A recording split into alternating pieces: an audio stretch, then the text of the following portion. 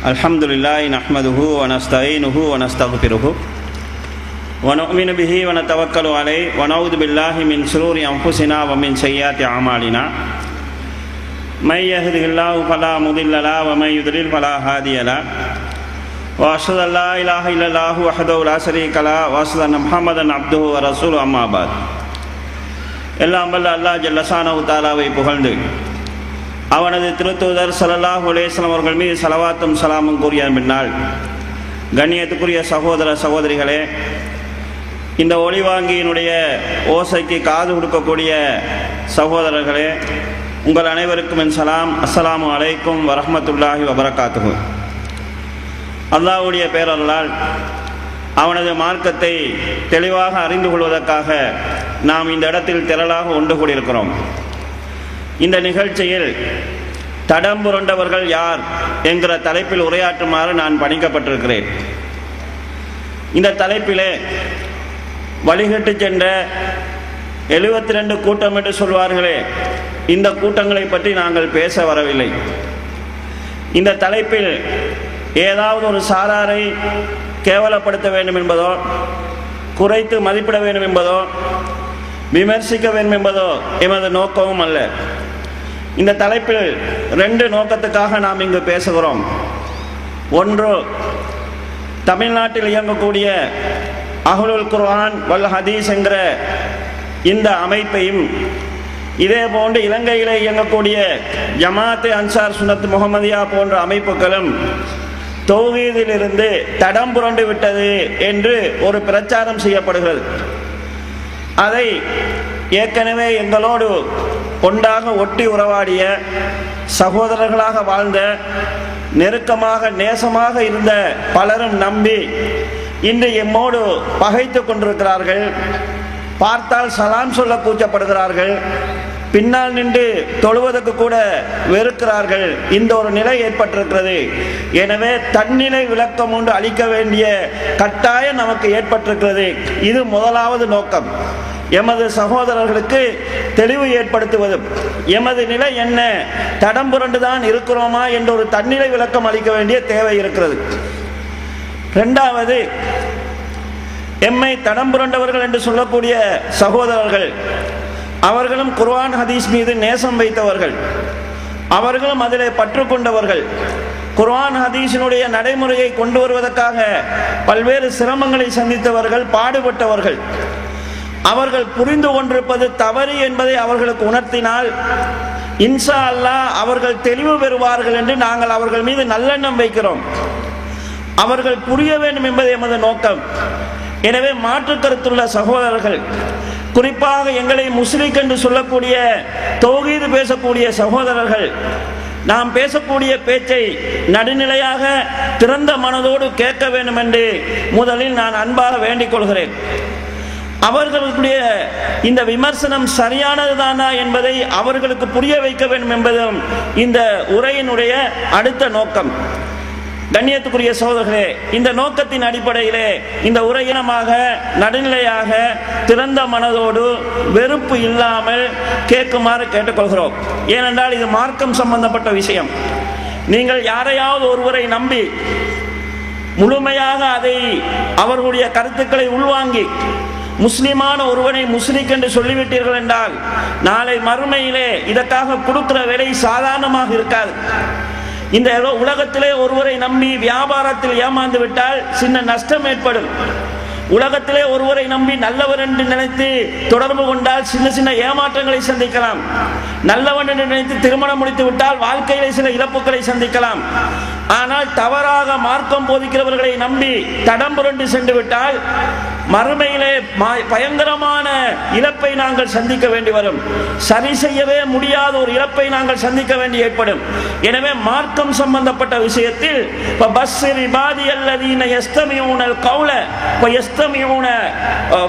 அதாவது சொல்லப்படக்கூடிய செய்திகளை கேட்டு சொல்லப்படக்கூடிய செய்தியை கேட்டு அதில் நல்லதை பின்பற்றுகின்றவர்கள் என்கிற நிலையில் நாங்கள் இருக்க வேண்டும். அன்பின் சகோதரர்களே, தௌஹீத் சகோதரர்கள், குர்ஆன் ஹதீஸை பேசக்கூடியவர்கள் தடம் புரண்டு விட்டார்கள் என்பதற்கு சொல்லப்படக்கூடிய முக்கியமான ஒரு காரணம் என்னவென்றால், இவர்கள் குர்ஆன் ஹதீஸ் என்று பிரச்சாரம் செய்தார்கள். நாங்களும் அவர்களோடு இருந்து குர்ஆன் ஹதீஸ் என்று பிரச்சாரம் செய்து கொண்டிருந்தோம். இப்போது இவர்கள் குர்ஆன் ஹதீஸ் சஹாபாக்கள் என்ற மூணாவது ஒரு அடிப்படைக்கு போய்விட்டார்கள். மூணாவது ஒரு மூலாதாரத்தை உருவாக்கி கொண்டார்கள். எனவே இவர்கள் தௌஹீதிலிருந்து தடம் புரண்டு விட்டார்கள் என்கிற பிரச்சாரம் செய்யப்படுகிறது. கண்ணியத்துக்குரிய சகோதரர்களே, சஹாபாக்கள் விஷயத்திலே நாம் அவர்களை மூணாவது மூல ஆதாரமாக ஆக்கியிருக்கிறோமா? ஏதாவது ஒரு குர்ஆன் ஹதீஸில் இல்லாத ஒரு இபாதத்தை சஹாபாக்கள் செய்தார்கள் என்பதற்காக நாம் செய்கிறோமா? இது நாம் சிந்திக்க வேண்டிய ஒரு விஷயம். இரண்டாவது என்னவென்றால், சஹாபாக்கள் சம்பந்தமான எங்களுடைய இப்போதும் அப்போதும் இருந்த நிலைப்பாடு என்ன என்று கேட்டால், சஹாபாக்கள் மனிதர்கள், அவர்களும் மனிதன் என்ற அடிப்படையில் தவறு விடுவார்கள். குர்ஆனுக்கோ ஹதீஸுக்கோ மாற்றமாக ஒரு சஹாபி சொல்லியிருந்தால், செய்திருந்தால், குர்ஆன் ஹதீஸுக்குத்தான் நாங்கள் முன்னுரிமை கொடுப்போம். சஹாபியினுடைய கூற்றையோ செயலையோ எடுக்க மாட்டோம். ஆனால் அதே நேரம் குர்ஆனுக்கு ஹதீஸுக்கு மாற்றமாக செயல்பட்ட அந்த சஹாபியை கேவலப்படுத்தவும் மாட்டோம். மார்க்கம் அறியாதவர், இந்த விஷயம் கூட தெரியாதவர், இதெல்லாம் தெரியாதவர்களா என்று குறைத்து மதிப்பிடவும் மாட்டோம். அடுத்ததாக, குர்ஆனுக்கும் ஹதீஸுக்கும் எனக்கு ஒரு விளக்கம் படுகிறது, சஹாபாக்கள் ஒரு விளக்கம் சொல்லி இருக்கிறார்கள் என்றால் இந்த வசனத்துடைய பொருள் இதுதான் என்று, இந்த ஹதீஸுடைய பொருள் இதுதான் என்று சஹாபாக்கள் விளக்கம் சொல்லி இருந்தால், எங்களுடைய சொந்த விளக்கத்தை விட சஹாபாக்களுடைய விளக்கத்துக்கு நாங்கள் முன்னுரிமை கொடுப்போம். இது எங்களுடைய சஹாபாக்கள் சம்பந்தமான இன்னொரு நிலைப்பாடு. மூன்றாவது ஒரு நிலைப்பாடு என்னவென்றால், சஹாபாக்கள் அனைவரும் ஏதாவது ஒரு விஷயத்தில் ஏகோபித்த முடிவில் இருந்தால், ஏதாவது ஒரு விஷயத்தில் ஏகோபித்த முடிவில் இருந்தால் அந்த முடிவுக்கு நாங்கள் முன்னுரிமை கொடுத்து ஏற்றுக்கொள்வோம். அதிலே நாங்கள் முரண்பட மாட்டோம். நாலாவது ஒரு விஷயம் என்னவென்றால், சஹாபாக்கள் மனிதர்கள் என்ற அடிப்படையிலே தங்களுக்குள்ளே சில சர்ச்சைகளை சந்தித்திருக்கிறார்கள், சில யுத்தங்களை சந்தித்திருக்கிறார்கள், பிரச்சனைகளுக்கு உள்ளாகி இருக்கிறார்கள். இது போன்ற சந்தர்ப்பங்களில் எந்த சஹாபியையும் குறை சொல்லாமல் ரலியல்லாஹு அன்ஹும், அவர்களை அல்லாஹ் பொருந்திக் கொண்டான் என்கிற நிலைப்பாட்டில் இருந்து கொண்டு சண்டை செய்த ரெண்டு சஹாபிக்கும் சாதகமாக அல்லாஹ்விடத்தில் பாவ மன்னிப்பு கேட்போமே தவிர, பாத்தீங்களா சாதாரண ஒரு எங்களை விட மோசமாக நடந்து கொண்டாங்க, தங்களுக்குள்ள வெட்டி கொண்டு ஒருவரை ஒருவர் கொலை செய்து கொண்டார்கள் என்றெல்லாம் விமர்சனம் செய்ய மாட்டோம். இது அண்டையிலிருந்து இன்றைக்கு வரைக்கும் எங்களிடம் இருக்கக்கூடிய நிலைப்பாடு. கண்ணியத்துக்குரிய சகோதரர்களே, இன்று தௌஹீதிலிருந்து, அதாவது சஹாபாக்கள் விஷயத்திலே நாங்கள் தடம் புரண்டு விட்டோம் என்று சொல்கிறார்களே, இதனுடைய உண்மை நிலை என்ன? இதை நாங்கள் பார்க்க வேண்டும். முதலாவது ஒரு விஷயம் சொன்னேன், குர்ஆனுக்கும் ஹதீஸுக்கும் சஹாபாக்கள் கொடுக்கக்கூடிய விளக்கத்துக்கு நாங்கள் முன்னுரிமை கொடுப்போம் என்று. இது இன்றைக்கு நேற்று நாங்கள் புதுசாக உருவாக்கி கொண்டதா? அப்படி உருவாக்கி கொண்டது கிடையாது. 1986 மே மாதம் அன்னஜாத் பத்திரிகையில வந்த செய்தியை நான் சொல்கிறேன். அன்னஜாத்துக்கு அவங்க தான் ஆசிரியரா இருந்தாங்க. அவர்களுடைய சகோதரர் PS அலாவுதீன், அல்லாஹ் அவருக்கு ரஹமத் செய்ய வேண்டும், அவர் குர்ஆன் விளக்க உரை சம்பந்தமாக ஒரு கட்டுரை எழுதுகிறார். அதில் என்ன சொல்கிறார் என்றால், குர்ஆனுக்கு குர்ஆனை கொண்டு விளக்கம் எடுக்க வேண்டும், குர்ஆனுக்கு ஹதீஸை கொண்டு விளக்கம் எடுக்க வேண்டும். குர்ஆனுக்கு குர்ஆனிலும் ஹதீஸிலும் நமக்கு விளக்கம் கிடைக்கவில்லை என்றால் சஹாபாக்களுடைய விஷயத்துக்கு தான் நாங்கள் முன்னுரிமை கொடுக்க வேண்டும். இஜ்திஹாத் என்று வந்துவிட்டால், ஆய்வு என்று வந்துவிட்டால், எங்களுடைய ஆய்வை விட சஹாபாக்களுடைய ஆய்வுக்கு முன்னுரிமை கொடுக்க வேண்டும். அதிலேயும் குலமாவுர் ராஷிதீன் என்று சொல்லக்கூடிய 4 கலிபாக்கள், இப்னு மஸ்ஊத், இப்னு அப்பாஸ் ரலியல்லாஹு அன்ஹுமா போன்றவர்கள், இவர்களுடைய விளக்கத்துக்கு நாங்கள் முன்னுரிமை கொடுக்க வேண்டும். அதிலும் எங்களுக்கு விளக்கம் கிடைக்கவில்லை என்றால் சஹாபாக்களிடத்திலே பாடம் படித்த, அவர்களோடு ஒட்டி உறவாடிய தாபியங்களுக்கு நாங்கள் முன்னுரிமை கொடுக்க வேண்டும். அதிலும் சிலருடைய பெயரை குறிப்பிட்டு இவர்களுக்கு நாங்கள் முன்னுரிமை கொடுப்போம் என்று சொல்லிவிட்டு, யாராவது ஒருவன் குர்ஆன் ஹதீஸுக்கு சுய அடிப்படையிலே விளக்கம் சொன்னால், சுய அடிப்படையிலே விளக்கம் சொல்ல முற்பட்டால், நாங்கள், அதாவது அப்படி விளக்கம் சொன்னவர் அல்லாஹ்வுக்கு மாறு செய்தவராக இருப்பார், குர்ஆனை துச்சமாக மதித்தார் என்கிற அடிப்படையிலே அவர் சொன்ன விளக்கம் சரியாக இருந்தாலும் அவர் தண்டிக்கப்படுவார் என்கிற கருத்தை PS அலாவுதீன் அவர்கள் எழுதுகிறார்கள். கண்ணியத்துக்குரிய சகோதரர்களே, இதே கருத்தை தான் இன்றைக்கு நாங்கள் சொல்லிக் கொண்டிருக்கிறோம். 1986 எல்லாரும் ஒன்றாக இருக்கின்ற போது அன்னஜாத் பாப்பரிலே என்ன எழுதப்பட்டதோ அதுதான் எங்களுடைய கொள்கையாக இருக்கிறது. இன்றைக்கு சஹாபாக்கள் தேவையில்லை, அவங்களுடைய விளக்கமெல்லாம் தேவையில்லை என்று தடம் புரண்டது யார்? நாங்களா நீங்களா? இதை நாங்கள் புரிய வேண்டும். கண்ணியத்துக்குரிய சகோதரர்களே, இந்த இடத்துல சில உதாரணங்களை சொல்லலாம் என்று நினைக்கிறேன். சஹாபாக்களுடைய வார்த்தைகள், சஹாபாக்களுடைய நடைமுறைகள் மார்க்கத்தை புரிந்து கொள்வதற்கு ஆதாரமாக எடுக்கப்படுமாறு கேட்டால், ஆரம்ப காலத்திலிருந்து குர்ஆன் ஹதீஸை புரிந்து கொள்வதற்கு சஹாபாக்களுடைய வார்த்தைகளும் நடத்தைகளும் ஆதாரமாக தௌஹீத் சகோதரரால் முன்வைக்கப்பட்டிருக்கிறது. இன்றைக்கு யார் சஹாபாக்களோட பேச்சை எடுத்தாலே அவங்க குர்ஆன் சுன்னாவுக்கு மாறிட்டாங்க, மூணாவது அடிப்படைக்கு போனாங்கன்னு சொல்றாங்களோ அவங்களே எழுதின சில தகவல்களை சொல்கிறேன்.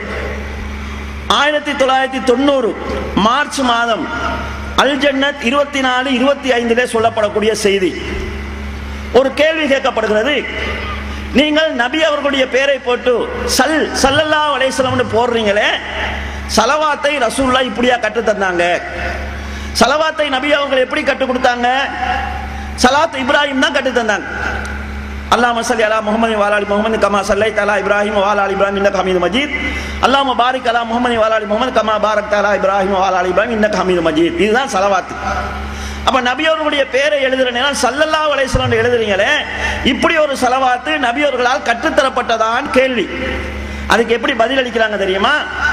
ரசூலுல்லாஹ் கற்றுத்தந்தது ஸலாத் இப்ராஹிமா தான். ஆனால் சஹாபாக்கள் ஹதீஸ் அறிவிக்கின்ற போது கால ரசூலுல்லாஹி ஸல்லல்லாஹு அலைஹி வஸல்லம், நபி ஸல்லல்லாஹு அலைஹி வஸல்லம் அறிவிக்கிறார்கள் சொன்னாங்கன்னு சொன்னாங்க. அவங்க சமீத்து ரசூலுல்லாஹி ஸல்லல்லாஹு அலைஹி வஸல்லம் யகூலு, நபி ஸல்லல்லாஹு அலைஹி வஸல்லம் சொல்ல நான் கேட்டேன் என்று அவர்கள் சொன்னார்கள். அப்ப இந்த ஸல்லல்லாஹு அலைஹி வஸல்லம் என்கிற வார்த்தையை சஹாபாக்கள் சொல்லி இருக்கிறாங்க. இந்த அடிப்படையில் நாங்கள் ரசூலுல்லாஹ்வுடைய பெயரை போடுகின்ற போது ஸல்லல்லாஹு அலைஹி வஸல்லம் போடுறோம் என்கிற விளக்கம் கொடுக்கப்படுகிறது. அப்ப யாருடைய நடவடிக்கை ஆதாரமாக எடுக்கப்படுகிறது? சஹாபாக்களுடைய நடவடிக்கை எடுக்கப்பட்டுச்சு ஆரம்பத்தில். இப்ப யாராவது ஒருவர் குர்ஆனுக்கு ஹதீஸுக்கு சஹாபாக்களுடைய விளக்கத்தை எடுக்கின்ற போது தடம் புரண்டவர்கள் சொல்றாங்க. உண்மையில் தடம் புரண்டது யார்? எல்லாரும் ஒன்றா இருக்கிற நேரத்தில் இருந்த நிலைப்பாட்டில் தான் இன்றைக்கும் ஜாக் இருக்குது. மாறினது யார் என்பதை நீங்கள் புரிந்து கொள்ள வேண்டும். இதே போன்று கண்ணியத்துக்குரிய சகோதரர்களே, 3 பள்ளியை தவிர ஏனைய பள்ளிகளுக்கு பயணம் செல்ல வேண்டாம் என்று ஹதீஸ் வருது. இதை வைத்து ஒரு சகோதரர் கேட்கிறார், எங்கள் ஊரில் இருக்கக்கூடிய பள்ளியை விட்டு பக்கத்து ஊர் பள்ளிக்கு நம்ம பயணம் போறோமே, இது ஆகுமான்னு கேட்கிறாங்க. இதுக்கு விளக்கம் அளிக்கின்ற போது இந்த ஹதீஸினுடைய உண்மையான அர்த்தம் இது அல்ல. நபி ஸல்லல்லாஹு அலைஹி வஸல்லம் அவர்கள் இந்த 3 பள்ளியில் அடங்காத குபா பள்ளிக்கு பயணம் போயிருக்கிறாங்க. சஹாபாக்களும் குபா பள்ளிக்கு பயணம் போயிருக்கிறாங்க. இதை வைத்து தான் இந்த ஹதீஸை நாங்கள் புரிந்து கொள்ள வேண்டும். சஹாபாக்கள் குபா பள்ளிக்கு போனதை அடிப்படையாக வைத்து இந்த 3 பள்ளிக்கு தவிர ஏனைய பள்ளிகளுக்கு பயணம் போகக்கூடாது என்ற ஹதீஸை நாங்கள் புரிந்து கொள்ள வேண்டும் என்று 1990 செப்டம்பர் அன்னஜாத் பத்திரிகையில 25ஆம் பக்கத்தில் இவங்களே எழுதியிருக்கிறாங்க. இதே போல கண்ணியத்துக்குரிய சகோதரர்களே, ஒருவர் கேள்வி கேட்கிறார். ரசூல் ஸல்லல்லாஹு அலைஹி வஸல்லம் இடத்துல குழந்தைகள் கிடைத்த போது பெற்றோர்கள் பேர் வைக்க வந்திருக்கிறாங்க. நபி அவங்ககிட்ட பிள்ளைய கொடுப்பாங்க, அவங்க பேர் வைப்பாங்க. இந்த ஹதீஸை ஆதாரமாக வைத்து பெரியவங்கள்ட்ட பேர் வைக்கிறதுக்கு தரிகா சேகுமார்கள்ட்ட கொண்டு வரலாம் நான் என்ன கேள்வி கேட்கப்படுது. இதுக்கு பதில் எப்படி சொல்லப்படுது தெரியுமா? சஹாபாக்கள் ரசூலுல்லாஹ்ட்ட வந்தாங்க, நபி அவங்க பேர் வச்சாங்க. சரி, ரசூலுல்லாஹ்வுடைய மௌத்துக்கு பிறகு சஹாபாக்கள் இந்த ஹதீஸை எப்படி புரிஞ்சு கொண்டாங்க? யாராவது குழந்தை கிடைச்ச உடனே அபூபக்கர் உமர் ரலியல்லாஹு அன்ஹு அவங்கள்ட்ட பேர் கொடுக்க வந்தாங்களா? அப்படி வரல. அப்ப சஹாபாக்கள் இந்த ஹதீஸை இது ரசூலுல்லாஹ்வுக்கு மாத்திரம் உரியது என்று தான் புரிந்திருக்கிறார்கள் என்கிற அடிப்படையில் 1990 ஏப்ரல் அல் ஜன்னத் 30வது இதழில் பதில் அளிக்கிறாங்க. அதாவது சஹாபாக்கள் எப்படி புரிஞ்சு கொண்டாங்கன்னு பார்க்க வேண்டும் என்கிற அடிப்படையிலே பார்க்கிறார்கள். இதே போல கண்ணியத்துக்குரிய சகோதரர்களே, ரத்தம் சீல் வடிந்தால் ஒழு முறியுமான்னு கேள்வி கேட்கப்படுது. ரத்தம் வடிந்தால் ஒழு முறியும் என்று ஹதீஸ் வரல. உமர் ரலியல்லாஹு அன்ஹு தங்களுடைய பருவொன்றை உடைச்சாங்க, அதுல இருந்து ரத்தம் வந்துச்சு, அதோட உமர் ரலியல்லாஹு அன்ஹு தொழுதாங்க என்று ஹதீஸ் வருகிறது. அதே போன்று ஒரு சஹாபி ஒரு காவலுக்காக இருக்கிறார். அப்போது ஒரு அம்பு எறியப்படுகிறது. அவர் தொழுது கொண்டிருக்கிறார். அம்பு குத்தி அவருடைய உடம்புல ரத்தம் வடியுது. அப்பையும் அந்த சஹாபி தொழுது முடித்தாரு. ரத்தம் வந்தா என்ன செய்யணும்? ஒழு முறியுமாக இருந்தா தொழுகையை நிப்பாட்டி இருக்கணும். தொழுகையை நிப்பாட்டல்ல. அப்ப ரசூல் ஸல்லல்லாஹு அலைஹி வஸல்லம் எதிலெல்லாம் ஒழு முறியும் என்று சொன்னார்களோ அது தவிர்ந்த இந்த ரத்தம் வருவதிலெல்லாம் ஒரு முடியாது என்றுதான் சஹாபாக்கள் புரிந்திருக்கிறார்கள் என்று உமர் ரலியல்லாஹு அன்ஹுடைய சம்பவத்தை ஆதாரமாக கொண்டு பதிலளிக்கப்பட்டிருக்கிறது. இதையும் நாங்கள் அதாவது 1991 ஜனவரி 8, 9 பக்கங்களில் பார்க்கலாம். கண்ணியத்துக்குரிய சகோதரர்களே, சஹாபாக்களுடைய புரிந்து கொள்ளுதலை எப்படி ஆதாரமா எடுக்கிறான்னு பாருங்க. குர்ஆனை பார்த்து ஓதி தொழுவிக்கலாமா? கேள்வி இது. இப்ப குர்ஆனை பார்த்து கொண்டு தொழுவிக்கலாமான்னு இதுக்கு ரசூலோட வாழ்க்கையில் ஆதாரம் எடுக்கணுமா? எடுக்கலாது. ஏன்னா ரசூலுக்கு ஓத தெரியாது, பார்த்து ஓத தெரியாது. அப்ப ஆயிஷா ரலியல்லாஹு அன்ஹா ஒருவர் குர்ஆனை பார்த்து ஓதி தொழுவித்தார் என்கிற சம்பவம் வருது. இந்த சம்பவத்தை போட்டு என்ன சொல்றாங்கன்னா, குர்ஆனை ஓதுங்கள் என்று தான் ரசூலுல்லாஹ் சொல்லி இருக்கிறாங்க. தொழுகையில பார்த்து ஓதுறதா பார்க்காம ஓதுறதா என்பதை ரசூலுல்லாஹ் சொல்லல. குர்ஆனை ஓதுங்கள் என்பதை பார்த்தும் ஓதலாம் பார்க்காமலும் ஓதலாம் என்றுதான் ஆயிஷா நாயகி புரிந்திருக்கிறாங்க. எனவே குர்ஆனை ஒருவர் தொழுகின்ற போது பார்த்து ஓதலாம் என்று ஆதாரம் சொல்றாங்க. ஏதோ ஆதாரமா இருக்கிறாங்க ஆயிஷா ரலியல்லாஹு அன்ஹா விளக்கத்தை. இன்றைக்கு நிலைமை என்ன தெரியுமா? ஒருவர் அறிவிக்கிறார், 200 சஹாபாக்களை நான் சந்தித்தேன். ஒருத்தர் 2 பேர் அல்ல, 200 சஹாபாக்களை நான் சந்தித்தேன். அவர்கள் எல்லாம் தொழுகையிலே சூரத்துல் ஃபாத்தியாவுக்கு பிறகு ஆமீன் என்று சத்தம் போட்டு சொல்கின்றவர்களாக இருந்தார்கள். 200 சஹாபாக்கள் ஆமீனை சத்தம் போட்டு சொல்லியிருக்கிறாங்க. ஆரம்ப காலத்தில் சூரத்துல் ஃபாத்தியாவுக்கு பிறகு ஆமீன் சத்தம் போட்டு சொல்ல வேண்டும் என்று பிரச்சாரம் செய்தவர்கள் இப்ப என்ன சொல்றாங்கன்னா, ஆமீன் சொல்ல வேண்டும் என்று தான் ரசூலுல்லாஹ் சொன்னாங்களே தவிர சத்தம் போட்டு சொல்றதா மௌனமா சொல்றதா என்றதா எதையுமே சொல்லல. எனவே சத்தமாகவும் சொல்லலாம் மௌனமாகவும் சொல்லலாம். 200 பேர் ஓதுன சத்தம் போட்டு ஓதுனாங்கன்னு வருகிறது, அது சஹாபாக்களுடைய செயல். இப்ப 200 சஹாபாக்கள் செய்தாலும் ரசூலுல்லாஹ்வுடைய வார்த்தைக்கு அதை ஆதாரமாக விளக்கமாக எடுக்க மாட்டாங்களாம். அப்ப ஆயிஷா நாயுடைய விளக்கத்தை மட்டுமே எடுத்து ஆதாரமாக தீர்ப்பு சொல்லி இருக்கிறார்கள். இப்படி கண்ணியத்துக்குரிய சகோதரர்களே, பழைய ஜன்னத்தை எடுத்து பார்த்தீங்கன்னா எழுதினவங்களே திரும்பி பார்த்தீங்கன்னு சொன்னா வந்த வழியிலிருந்து திரும்பி போனது யாரு, இருந்த நிலைப்பாட்டிலிருந்து மாறி போனவர்கள் யாரு என்பதை புரிந்து கொள்ளலாம். கண்ணியத்துக்குரிய சகோதரர்களே, சஹாபாக்கள் விஷயத்தில் இந்த நாங்கள் வழி தவறி விட்டோம் தடம் புரண்டு விட்டோம் என்று சொல்லக்கூடியவர்களே, நீங்க பழைய காலத்தில் என்ன நிலைப்பாட்டில் இருந்தீங்க என்பதை முதல் பாருங்க. அவங்களோட இருக்கக்கூடிய பெரும்பாலானவங்க புதுசா தொழிலுக்கு வந்தவர்கள், பழைய ஆட்கள் யாருமே இல்லை. எனவே பழைய செய்திகள் அவங்க என்ன பேசினாங்க என்பது பல சகோதரர்களுக்கு தெரியாம இருக்குது. எனவே யாரு தடம் புரண்டார்கள் என்பதை நீங்கள் கட்டாயமாக ஆய்வு செய்ய வேண்டும், பார்க்க வேண்டும். இதை நான் ஒரு பணிவான வேண்டுகோளாக வைத்துக் கொள்கிறேன். குர்ஆனுக்கு சஹாபாக்கள் அளிக்கக்கூடிய விளக்கம் சம்பந்தமாக 1990 டிசம்பர் மாத இதழிலே சொல்லுகின்ற போது ஒருவர் கேள்வி கேட்கிறார்.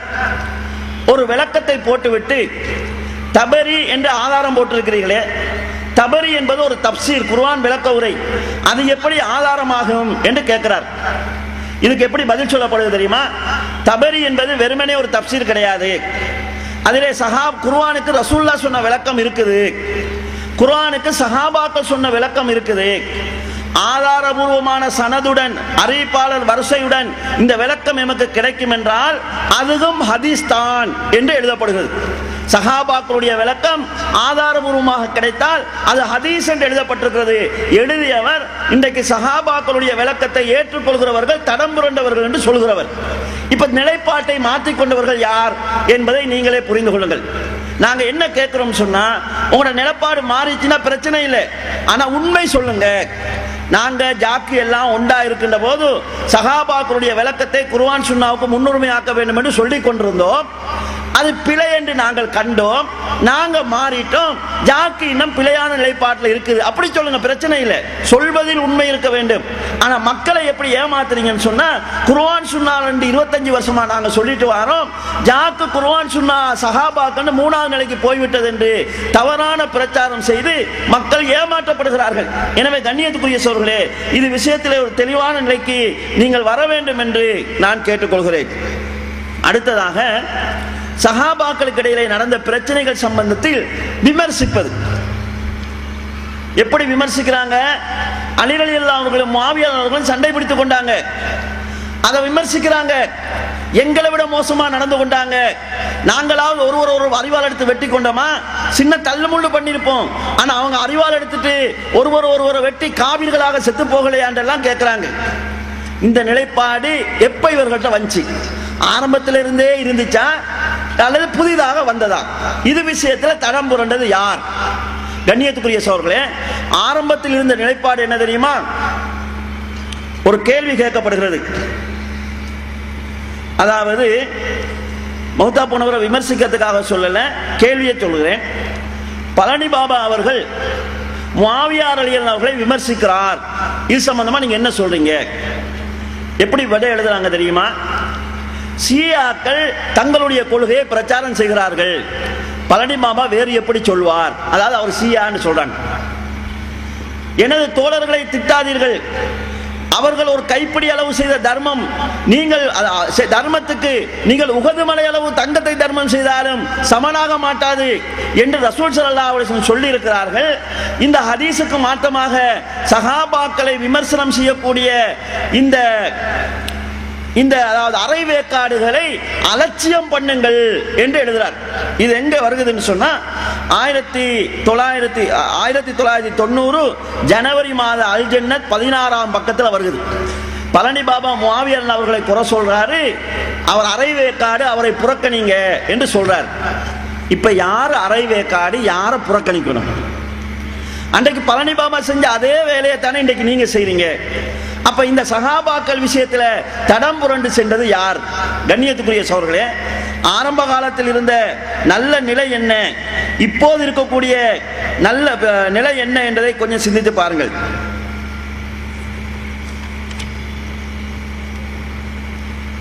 ஒரு கேள்வி கேட்கப்படுகிறது. ஒரு பெண்மணி கேட்கிறாங்க, நபி ஸல்லல்லாஹு அலைஹி வஸல்லம் அவர்களை கனவில் காண முடியாது என்று சொல்றீங்க, எங்கள் ஊரில் இருக்கக்கூடிய ஒரு இமாம் நபியை கனவில் கண்டதாக சொல்கிறார், அவரை பொய்யர் என்று சொல்லலாமா? ஒரு சாதாரண மனிதர் கனவுல ரசூலுல்லாஹ் கண்டதா சொல்றாரு, பொய்யர் என்று சொல்லலாமா என்று கேட்கப்படுது. அதுக்கு என்ன பதில் சொல்லப்படுது தெரியுமா?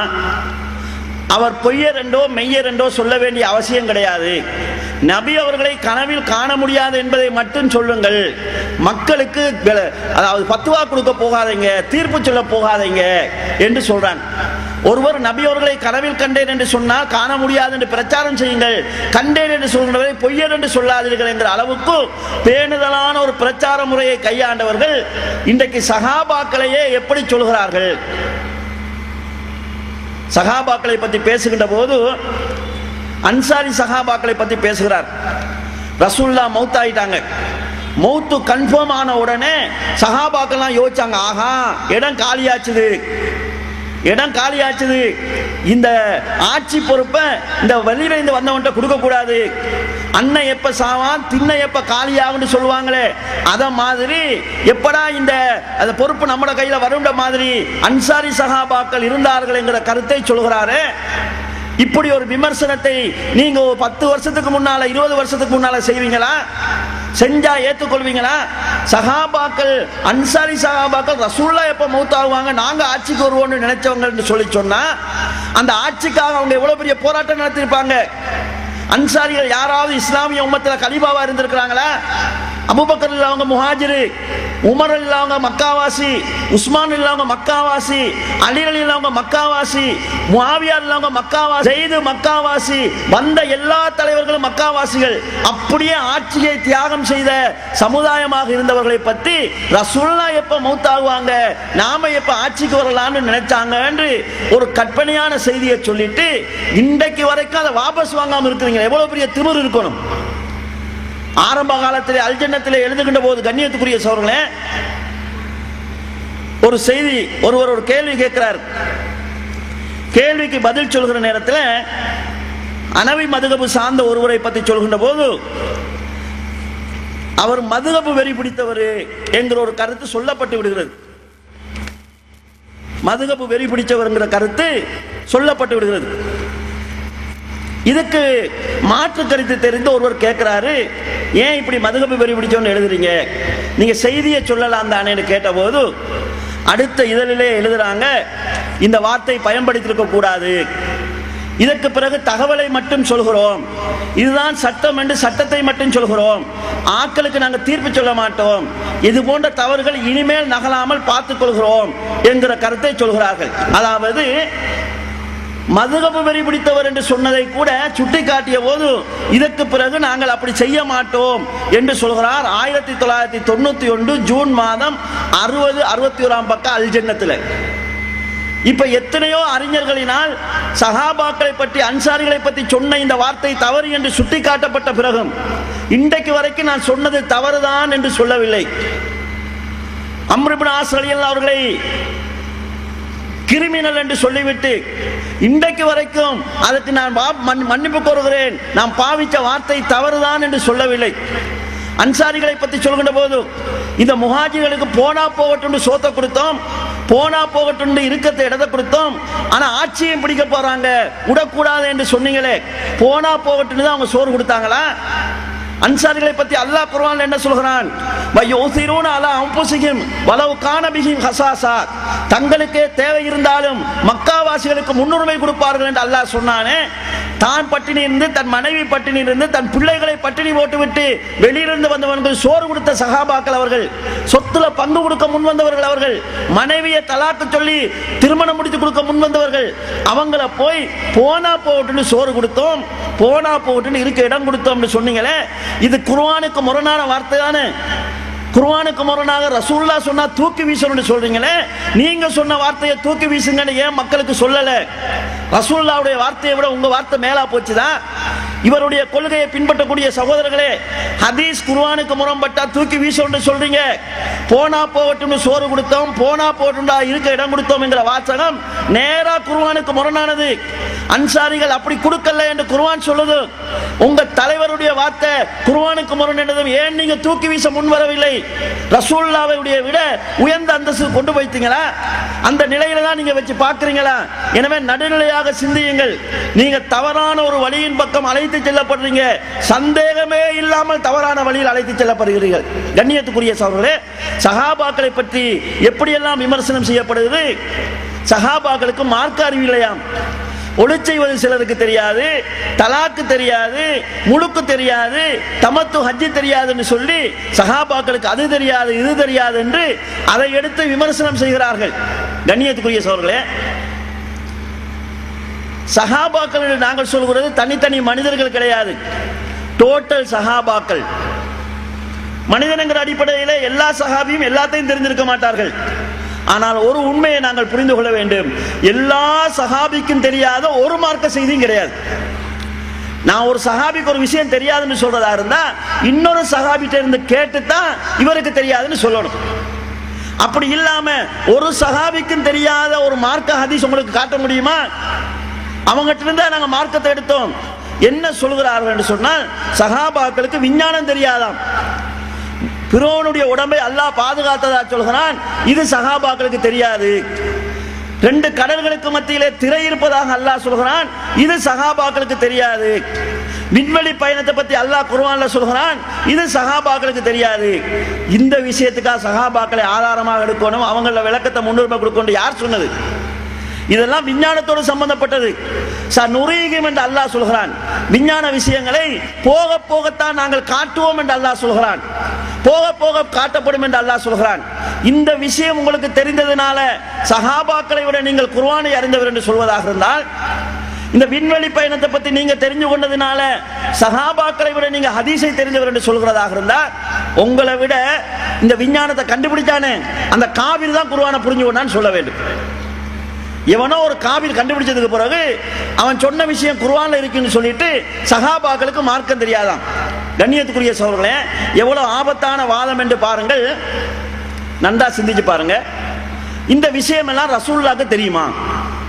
இந்த விண்வெளி பயணம், இந்த கடலுக்கு இடையில திரை இருக்கிறது, இந்த அலக்கங்கிற அர்த்தத்துக்கு இரத்தக்கட்டின் அர்த்தம் இல்லைங்கிறது, இதெல்லாம் ரசூலுல்லாஹ்க்கு தெரியுமா?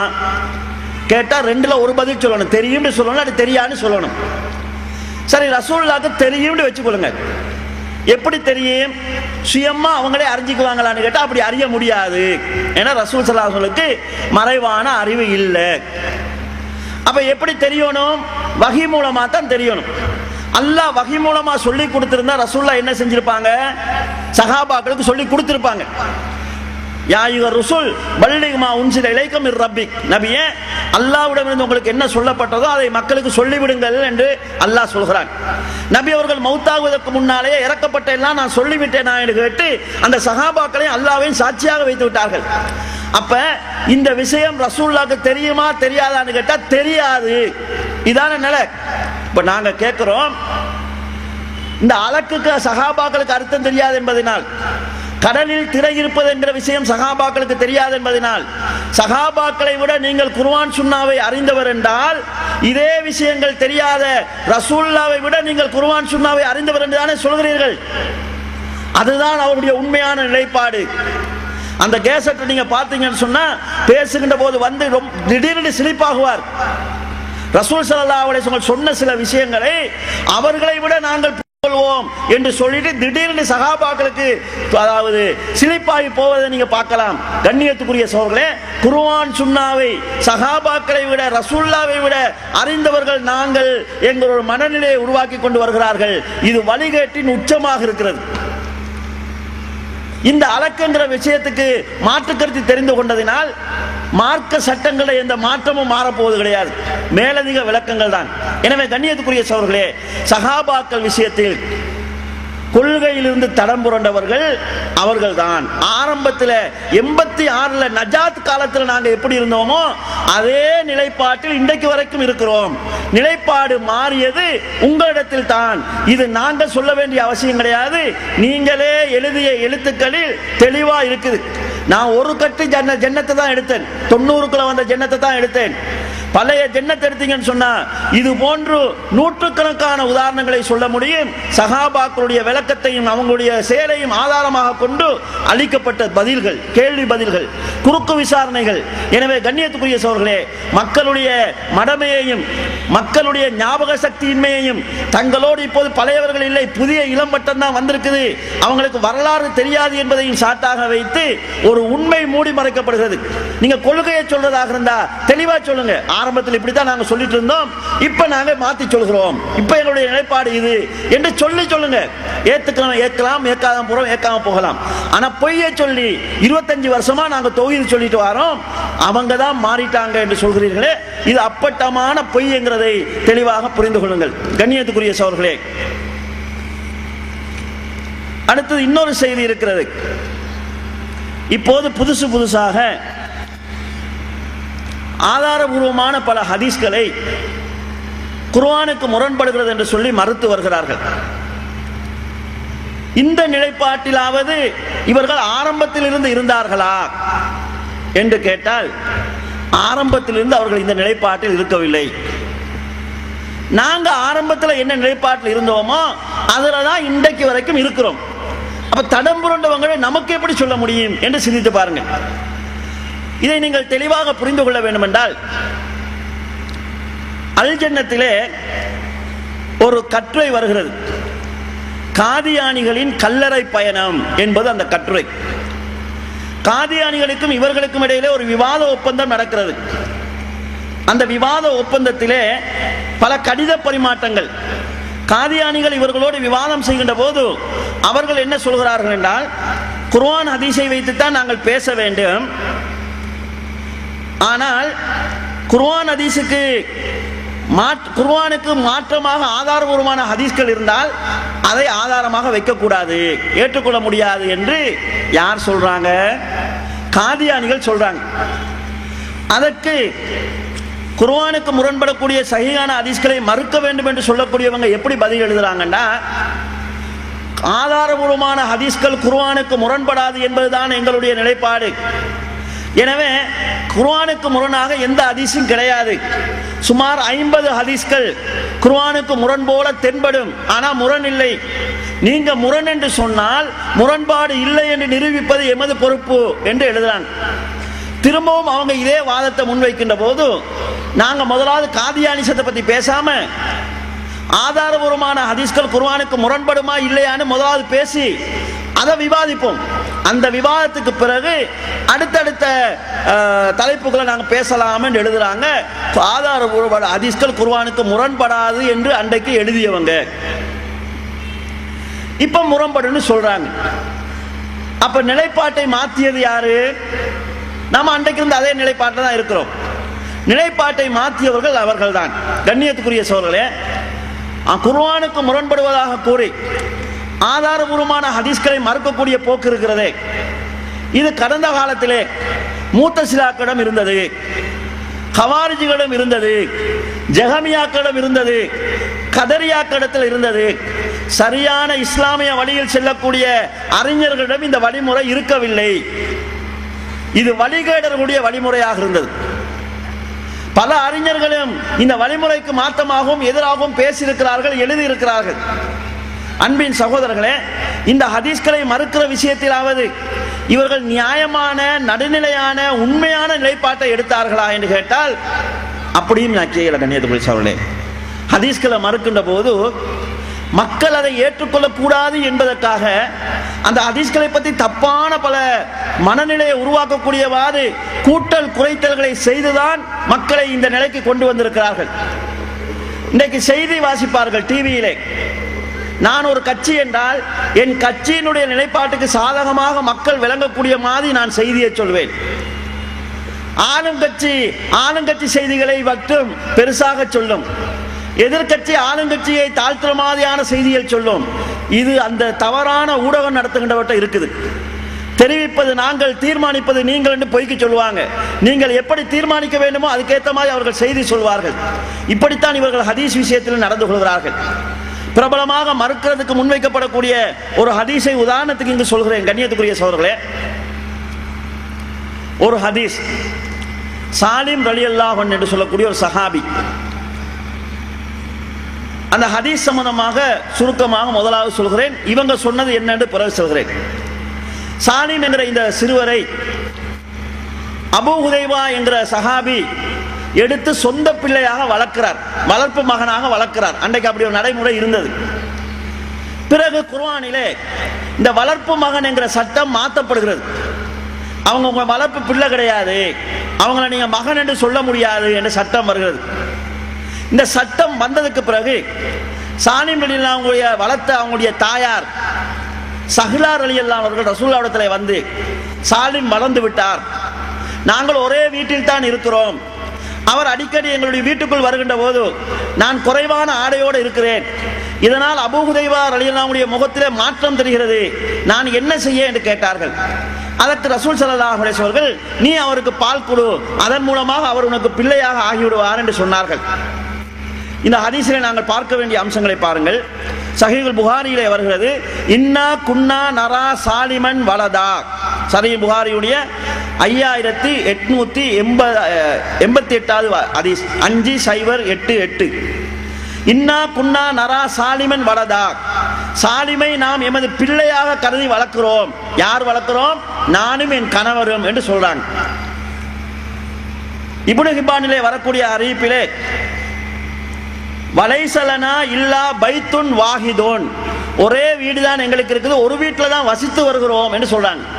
சாலிம் எங்க வளர்ந்தாங்க? அபூ ஹுதைபாவுடைய வீட்டில் தான் வளர்ந்தாங்க. இந்த ஹதீஸை எப்படி சொல்லுவாங்கண்டா, சாலிம் என்கிற ஒரு இளைஞர் இந்த அபூ ஹுதைபாவுடைய வீட்டுக்குள் வந்து போய் கொண்டிருந்தாரு. சாலிம் என்கிற ஒரு இளைஞர் இந்த அபூ ஹுதைபாவுடைய வீட்டுக்குள் வந்து போய் கொண்டிருந்தாரு. சாலிம் என்கிற ஒரு இளைஞர் இந்த அபூ ஹுதைபாவுடைய வீட்டுக்குள் வந்து போய் கொண்டிருந்தாரு. சாலிம் என்கிற ஒரு இளைஞர் இந்த அபூ ஹுதைபாவுடைய வீட்டுக்குள் வந்து போய் கொண்டிருந்தாரு. சாலிம் யோசிச்சா, அந்த அபூ ஹுதைபா யோசிச்சாரு, இவர் யார் நம்ம வீட்டுக்குள்ள வர்றதுக்கு, இவருக்கு நம்ம வீட்டுக்குள்ள நம்ம என்ன வேலை, நான் இல்லாத நேரம் இவருக்கு என்ன வேலை என்று அவங்க நினைச்சாங்க மாதிரி கதையை கொண்டு போறார். ஏற்கனவே உள்ள செய்தியை பாருங்க, சாலிமை இவர்கள் பிள்ளையாக எடுத்து வளர்க்கிறாங்க, ஒரே வீட்டில் தான் அவர் இருக்கிறார். இவங்க செய்தியை எப்படி சொல்றாங்கன்னா, சாலிம் என்கிறவர் ஒரு மூணாவது நபர், இந்த வீட்டோடு எந்த சம்பந்தமும் இல்லாதவர், மாப்பிள்ளை இல்லாத நேரம் உள்ள வந்து போய் கொண்டிருக்கிறாரு, இப்படி காட்டுறாங்க. ஏன் இப்படி நீங்கள் ஹதீஸிலே திரிகளை ஏற்படுத்த வேண்டும்? சொல்வது ஒரு சஹாபியை பற்றியும் சஹாபி பெண்மணியை பற்றியும் என்று யோசிக்கிறது இல்லையா? உங்க வீட்டு விஷயத்தில் இப்படி பேசினா நீங்க அங்கீகரிப்பீங்களா? கண்ணியத்துக்குரிய சகோதரர்களே, ஒரு வீட்டில் வளர்ந்து வந்தவர் அவர்.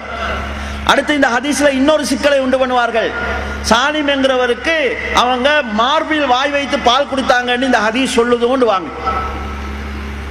பால் குடு என்று ஹதீஸ்ல இருக்குது, எப்படி பால் கொடுக்குறது சொல்லப்படலை. மார்புல வாய் வச்சு குடிச்சாங்கன்னு ஹதீஸ் சொல்லுது, எனவே ஏற்க இயலாதுன்னு வாங்க. கண்ணியத்துக்குரிய சகோதரர்களே, ஏன் இப்படி செய்வது? மார்புல வாய் வச்சு குடின்னு அங்க இல்ல, பால் குடி என்பதற்கு அதுதான் அர்த்தம் என்று சொல்வார்கள். அன்பின் சகோதரர்களே, ஒரு வார்த்தையை யார் சொல்கிறாரோ அதுக்கேற்ற மாதிரி அர்த்தம் படும். ஒரு செல்வந்தர் உங்களை பார்த்து சொல்றாரு, நான் உங்களை பிறகு கவனிச்சு கொள்றேன்னு சொல்றாரு, நீங்க என்ன அர்த்தம் செய்வீங்க? நமக்கு என்னமோ ஹெல்ப் பண்ண போறாரு, ஏதோ தர போறான்னு நினைச்சுக்குவீங்க.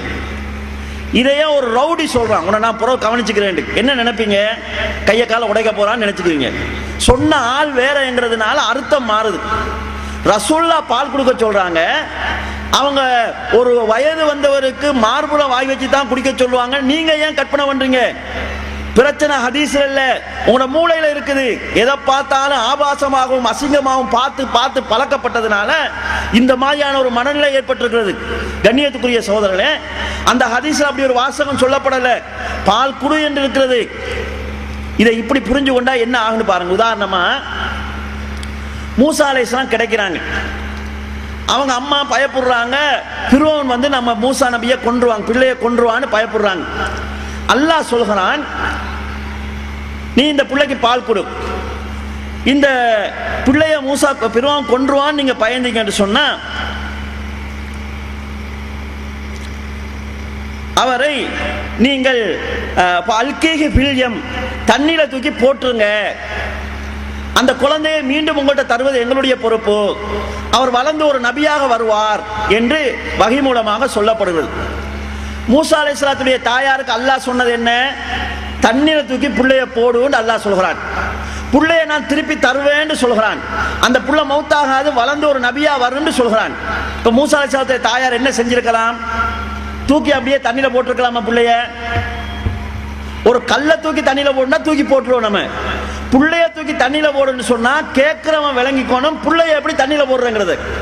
மூசா அலைஹிஸ்ஸலாத்துடைய தாயார் ஒரு பொட்டி செய்து அதுக்குள்ள தண்ணி போகாத ஏற்பாடு செய்து புள்ளைய தண்ணியில விட்டுட்டு அந்த மூசா அலைஹிஸ்ஸலாத்துடைய தாத்தாவை விடுறாங்க, புள்ள எங்க போகுதுன்னு பார்த்துட்டு வா, என்ன நடக்குதுன்னு பார்த்துட்டு வான்னு சொல்லி அதற்கான ஏற்பாடும் செய்யறாங்க. தண்ணியில போடுன்னு அல்லாஹ் சொல்கிறான். கல்ல போட சொன்னா ஒரு மாதிரி போடுவோம், பிள்ளைய போட சொன்னா ஒரு மாதிரி போடுவோம். அல்லாஹ் சொன்னதை அதற்கு ஏற்ற மாதிரி தான் விளங்கிக் கொள்ளணும். நபி அவங்க பால் குடு என்று சொன்னா, குழந்தைக்கு பால் கொடுக்க சொன்னா மார்புல வச்சு கொடுக்கலாம். வளர்ந்தவருக்கு பால் கொடுக்க சொல்லி சட்டம் சொன்னா இந்த இடத்துல நம்ம எப்படி செய்யணும்ன்றத ஒரு நபி எப்படி சொல்லியிருப்பாருன்னு நபியுடைய நிலையில வச்சு சிந்திக்கணுமா இல்லையா? ஒரு சஹாபி பெண்மணி இதை எப்படி நடைமுறைப்படுத்திருப்பாங்கன்னு சொல்லி சஹாபி பெண்மணியுடைய கண்ணியத்துக்கு ஏற்ப அதை விளங்கி இருக்கணுமா இல்லையா? உங்க மனசுக்கு ஏற்ப, உங்க அறிவுக்கு ஏற்ப, உங்க சிந்தனைக்கு ஏற்ப ஹதீஸை புரிஞ்சு கொள்வதாக இருந்தால் இப்படி கீழ்த்தரமான நிலைப்பாடுகள் தான் வரும். கண்ணியத்துக்குரிய சகோதரர்களே, இன்னொரு செய்தியை பாருங்கள். லூத் அலைஹிஸ்ஸலாம் அவங்களுடைய வீட்டுக்கு 2 மாணவர்கள் வர்றாங்க. மலக்குகள் மனித ரூபத்தில் வராங்க. லூத் நபியுடைய சமுதாயத்தவர்கள், அதாவது தன்னின சேர்க்கையாளர்கள் 2 பேர் புதுசா ஊருக்கு வந்திருக்கிறான்னு கேட்டோன்னே அவங்களோட தவறான நடத்தையில ஈடுபடுவதற்காக லூத் நபியினுடைய வீட்டை முற்றுகையிடுறாங்க. நபி கெஞ்சிறார், விட்டுருங்க விருந்தாளிங்க, என்ன அவமானப்படுத்தாங்கன்னு கெஞ்சிறாரு. அவங்க விடுவதா இல்லை. அப்ப லூத் அலைஹிஸ்ஸலாம் அவர்கள் சொல்லுகிறார்கள்,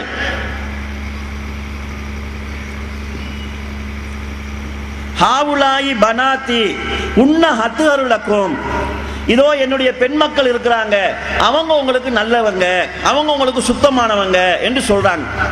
கண்ணியத்துக்குரிய சகோதரர்களே, வந்தவர்கள் தன்னிலை சேர்க்கையாளர்கள். பலவந்தமாக ஊருக்கு வந்த புதியவர்கள் மனிதர்கள் நினைச்சு அவங்களோட தப்பா நடக்க வாராங்க. ஒரு நபி சொல்றாரு, இவங்களை விட்டுருங்க, என்னுடைய பொம்பளை பிள்ளைகள் இருக்கிறாங்கன்னு சொல்றாங்க.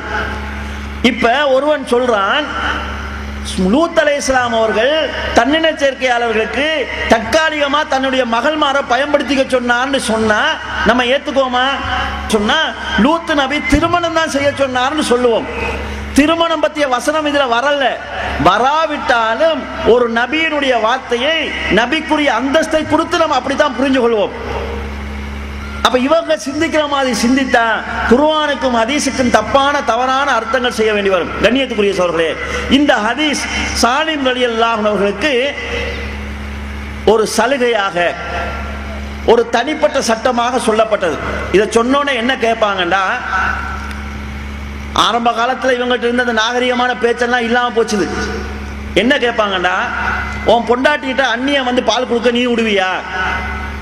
இந்த ஹதீஸை சரின்னு சொன்னா நீ செயல்படுத்த சரியா? உன்னால முடியுமா? இந்த மாதிரி கேட்பாங்க. அப்படி கேட்கறதுனால நாங்க ஒரு கேள்வி கேட்க வேண்டியிருக்குது.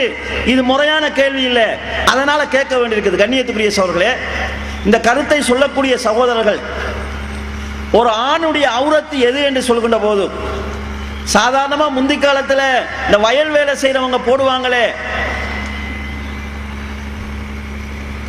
அது போதுன்னு சொல்றாங்க. ஒரு ஆணுடைய அவுரத்து முட்டங்கால இருந்து தொப்புள் வரைக்கும் இல்ல, கோவணத்தை கட்டிட்டு கூட தொழலாம் என்கிறது எங்களுடைய சட்டம். பத்துவா கொடுத்தா அதை செஞ்சு காட்ட வேண்டும் என்று சொல்வதாக இருந்தா, நீங்க ஒரு முறை இமயம் டிவியில அண்டவையாரோட ஜும்மா நடத்துங்க, வெள்ளி வேணம் நடத்துங்க, நடத்தி போட்டு இந்த கேள்வியை கேளுங்க. அப்ப இது ஒரு கேள்வி கிடையாது. இந்த ஹதீஸை நாங்கள் ஏற்றுக்கொள்கிறோம். சட்டம் இன்றைக்கு உரியதா என்று கேட்டால் சட்டம் இன்றைக்கு உரியதல்ல, தனிப்பட்டது என்று சொல்கிறோம்.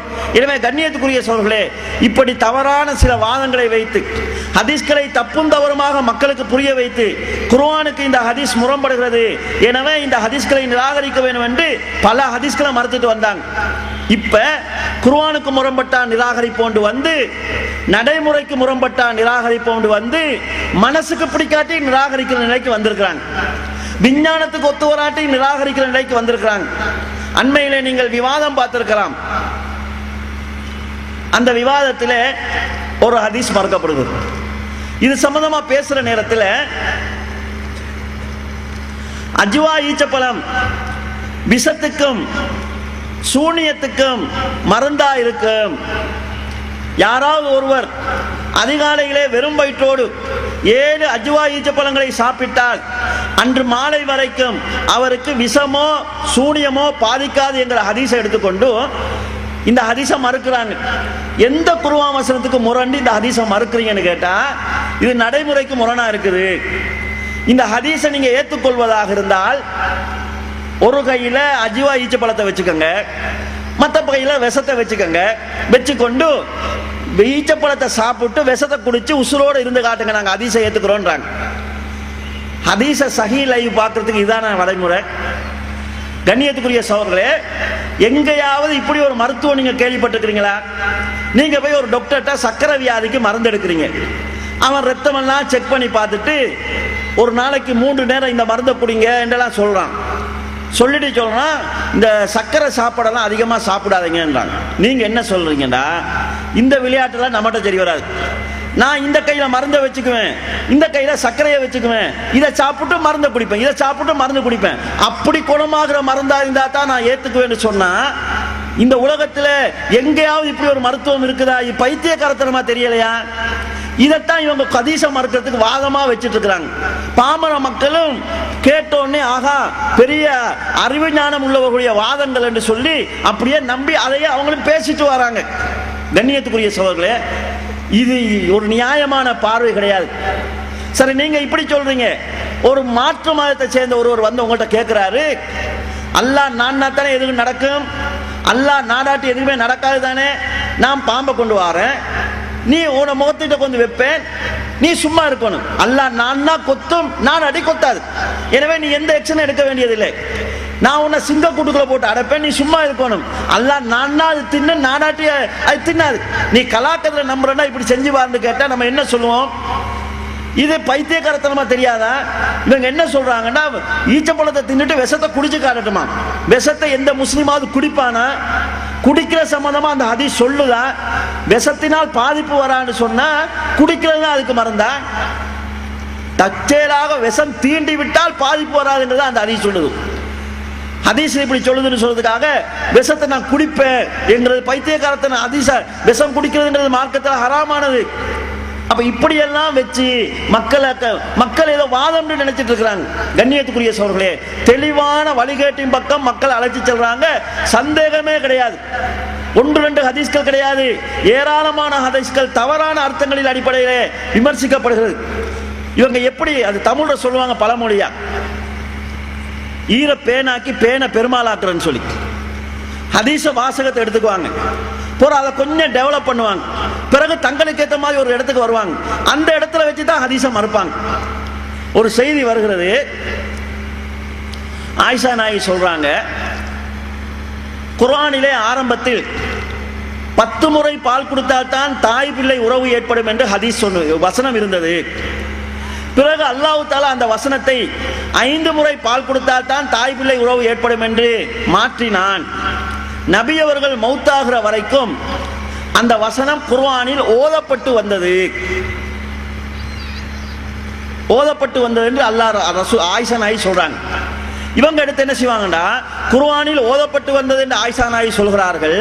அதாவது இப்பதான் அவங்களுடைய கைச்சரக்கு வரும். அதாவது ஆரம்பத்தில் இந்த 10 வரை குடித்தால் பால் தாய் பிள்ளை உறவு ஏற்படும் என்ற வசனம் இருந்தது. பிறகு 5 முறை குடித்தால் நீங்கும் என்ற உறவு ஏற்படும் என்று இருந்தது. இப்ப அந்த வசனம் இல்லை.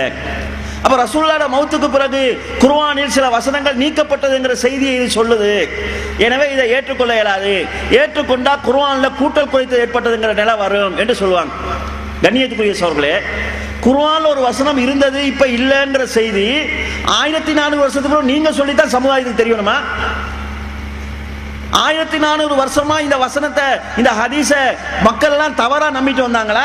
மூளைங்கிறது உங்களுக்கு மட்டும் தான் இருக்குதா? முன்னால் உள்ளவங்களுக்கு எல்லாம் இல்லாம போச்சுதா?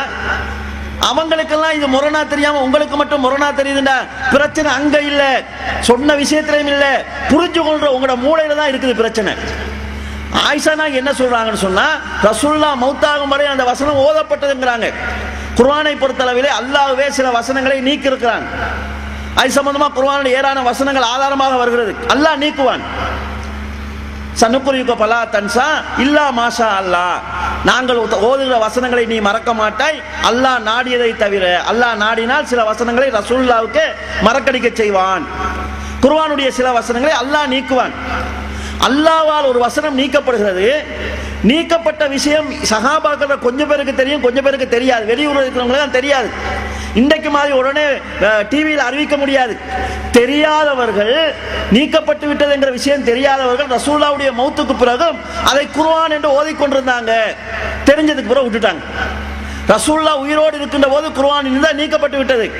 நீக்கப்பட்ட விஷயம் தெரியாமல் ஓதி வந்தார்கள் என்கிறத தான் அந்த வரலாற்று செய்தி அது சொல்லுது. அதை ஓதினார்கள் என்பதை குர்ஆனில் இருந்தது என்று நீங்களாக கைச்சரக்க போட்டதுனால சிக்கல் வருகிறது. இப்படித்தான் ஏனைய ஹதீஸ்களுக்கு இடையிலே முரண்பாட்டை கற்பிப்பதற்காக அந்த ஈர பேனாக்கி பேனை பெருநாளாக்கி இப்படி மாத்துறாங்க. கண்ணியத்துக்குரிய சகோதரர்களே, குர்ஆனுக்கு சஹீஹான ஹதீஸ் முரண்படாது. அப்படி முரண்போல் தென்பட்டால் எங்களுடைய பார்வையில் தான் ஏதோ குரல்படி இருக்கிறது என்பதுதான் ஜாக்கில் இருக்கின்ற போது எல்லாரிடம் இருந்த நிலைப்பாடு இருக்கிறோம். அந்த நிலைப்பாட்டில இருந்து நீங்க மாறி இருக்கிறீங்க. இப்ப தடம் புரண்டது யார்? நீங்களே எழுதுறது இருக்குது. ஜாக்கில் இருக்கின்ற போது குர்ஆனுக்கு சஹீஹான ஹதீஸ் முரண்படாது என்கிறது. அப்ப தடம் புரண்டவர்கள் என்கிற வாசகத்துக்கு நீங்க தான் சொந்தக்காரர்கள். நீங்க வேண்டாம் இப்படி சொல்லுங்க, நாங்கெல்லாம் ஆரம்பத்தில் தவறான கருத்துல ஜாக்கோட இருந்தோம், இப்பதான் அது தவறு என்று எங்களுக்கு விளங்கி விட்டது, நாங்கள் கருத்தை மாற்றிக்கொண்டோம், ஜாக்கில் இன்னும் அந்த பழைய தவறான கருத்துல இருக்கிறான்னு சொல்லுங்க. இவங்க மாறிட்டாங்கன்னு சொல்றது பொய்யான தகவல். அடுத்ததாக கண்ணியத்துக்குரிய சகோதரர்களே, இன்னொரு பிரச்சனை இருக்கிறது. அதுதான் இன்றைக்கு பெரிய இஷ்யூவா இருக்குது. என்னன்னு கேட்டா, இவர்கள் சூனியத்தை நம்புறாங்க, எனவே இவர்கள் முஸ்லிக் ஆகிட்டாங்க, இவங்களுக்கு பின்னால தொழக்கூடாது. இந்த விஷயத்திலையும் உண்மை என்ன சகோதரர்களே? ஆரம்பத்தில் இவர் அல்ஜன்னத்துடைய ஆசிரியராக இருக்கின்ற போது இஸ்லாத்தில் பில்லி சூனியம் என்ற ஒரு கட்டுரை 2 இதழ்களில் வருகிறது. பிறகு அந்த இஸ்லாத்தில் பில்லி சூனியம் என்கிறது தனியான ஒரு புத்தகமாக வருகிறது. பிறகு இவர் குர்ஆன் விளக்க உரை என்று எழுதிய பல வசனங்களுக்குரிய விளக்கங்கள் திருக்குர்ஆன் விளக்க உரை என்று வருகிறது. இது எப்ப வருதுன்னா 1997 வருகிறது. அதுல என்ன எழுதுறாங்கன்னு சொன்னா, சூனியம் சம்பந்தமான 3 நிலைப்பாடு இருக்குது, மக்கள் மத்தியில் இருக்குதாம். ஒன்று, சிஹிர் என்று ஒன்று கிடையாது, அதனால் எந்த விதமான பாதிப்பையும் ஏற்படுத்த முடியாது. இது ஒரு நிலைப்பாடு. 2வது நிலைப்பாடு, சிஹிர் என்ற கலை மூலம் எது வேண்டுமானாலும் செய்ய முடியும், எத்தகைய பாதிப்பையும் ஏற்படுத்த முடியும். இது 2வது நிலைப்பாடு. 3வது நிலைப்பாடு, சிஹிர் எனும் ஒரு கலை உண்டு, அதன் மூலம் நினைத்ததையெல்லாம் செய்ய முடியாவிட்டாலும் சில பாதிப்புகளை ஏற்படுத்த முடியும். இது 3வது நிலைப்பாடு. 3 குரூப் இருக்குது. இதுல இப்படி 3 விதமான அபிப்பிராயங்கள் நிலவுகின்றன. அவற்றில் முதல் 2 அபிப்பிராயங்களும் தவறானவை. முதல் 2 அபிப்பிராயம் என்ன? சூனியம் ஒன்று இல்லை என்கிறதும், சூனியம் இருக்குது எதை வேணாலும் செய்யலாம் என்கிறதும் தவறானது. 3வது அபிப்பிராயம் சரியானது என்பதை இவ்வசனம் விளக்குது அன்றைக்கு எழுதுனாங்க. பிறகு ஒரு புத்தகம் எழுதுறாங்க. என்ன புத்தகம் சொன்னா, அதுல பேரும் இஸ்லாத்தில் பில்லி சூனியம். ஒரே ஆசிரியர் 2 புத்தகம் எழுதுகிறார், 2ம் ஒரே பேரு. ஒன்று இஸ்லாத்தில் பில்லி சூனியம், சூனியம் ஒன்று இருக்குது, அதனால சின்ன சின்ன பாதிப்புகளை ஏற்படுத்த முடியும்னு சொல்லுதோ. இன்னொன்று சூனியம் ஒன்று இல்லை, அதனால எந்த பாதிப்பையும் ஏற்படுத்த முடியாது, அது வெறுமனே ஒரு மேஜிக். கண்ணியத்துக்குரிய சகோதரர்களே, ஒரே ஆசிரியர் 2 புத்தகம், 2ம் ஒன்று கொண்டு முரணானது. குறைந்தபட்சம் 2வது புத்தகத்தில் நாம் ஏற்கனவே இப்படி ஒரு கருத்தை சொல்லி இருந்தோம், சூனியம் இருக்குது அதனால சில பாதிப்பு இருக்குதுன்னு சொல்லி இருந்தோம், இப்போது அது தவறு என்று படுகிறது, எனவே எங்களுடைய கருத்தை மாற்றிக்கொண்டோம் என்ற ஒரு முன்னுரை கொடுத்திருக்கணுமா இல்லையா? தங்களுடைய கடந்த காலத்தில் தவறு என்று சொல்லியிருக்கணுமா இல்லையா? மக்களுக்கு முந்தி நம்ம எழுதின என்னது இப்ப எழுதுறது தெரியாது என்கிற நிலைப்பாட்டில் அதை பத்தி பேசாமலேயே புத்தகம் எழுதுறாங்க. எழுதிட்டு இப்ப நிலைப்பாடு என்னன்னு கேட்டா, சூனியம் இருக்குதுன்னு நம்புறவன் முஸ்லிக்கு, அவனுக்கு பின்னால தொழ முடியாது. கண்ணியத்துக்குரிய சகோதரர்களே, இப்ப நாளை மறுமையில ஒரு ஆள் வந்து நிற்கிறார் அல்லாட்ட. அல்லாஹ் கேட்கிறா, நீ சூனியம் இருக்குதுன்னு நம்புறியா இல்லைன்னு நம்புறியா? நான் இருக்குதுன்னு நம்புனேன். அப்ப நீ அண்ணன் எழுதின புத்தகம் எல்லாம் பார்க்கலையா? பார்த்தேன்.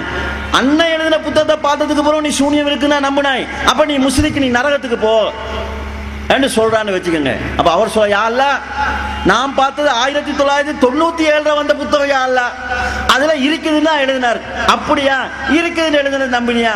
அப்ப நீ சொர்க்கத்துக்கு போ. இப்ப ஒருவன் புத்தகத்தை பார்த்துட்டு முஸ்லிக்கு சிதறு இருக்குதுன்னு சொன்னா அப்ப நீ நரகத்துக்கு போ என்று இவர் மாறுறதுக்கு எப்ப அல்லாவும் மாத்திட்டு இருப்பானா? நீங்க இப்ப உண்மையான ஆள்னா என்ன சொல்லணும்? 25 வருஷத்துக்கு முன்னால தௌஹீதுன்னு சொல்லி சிறுக்கை மக்களுக்கு போதித்துக் கொண்டிருந்தோம், இப்பதான் நாங்க தௌஹீதுக்கு வந்தோம்னு சொல்லணும்.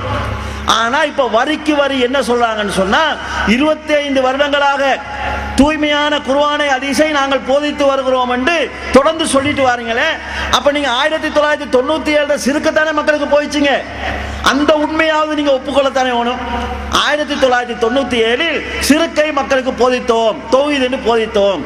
முதலாவது விஷயம், சூனியம் சம்பந்தமாக அல்லாஹ்வும் ரசூலும் இருக்குதுன்னு சொல்றாங்களா இல்லைன்னு சொல்றாங்களா? இல்லன்னு எங்கேயாவது சொன்னாங்களா? இல்லன்னு ஒரு இடத்துலையும் சொல்லலை. இருக்குதுன்னு சொல்றாங்கன்னா இருக்குதுன்னு சொல்றாங்க. சூரத்துல் பக்ராவினுடைய 102ஆம் வசனத்திலே அல்லாஹ் தஆலா, டைமை பொறுத்து நான் வசனங்களை முல்லா ஓதாம செய்தியை மட்டும் சொல்கிறேன், சூனியத்தை கற்றுக் கொடுப்பது குஃப்ரு என்று அல்லாஹ் சொல்கிறான். சூனியத்தை கற்றுக் கொடுக்கிறது குஃப்ரை ஏற்படுத்தும், சூனியத்தை கற்பதும் குஃப்ரை ஏற்படுத்தும். சூனியத்தின் மூலமாக என்ன நடக்கும் என்று கேட்டால்,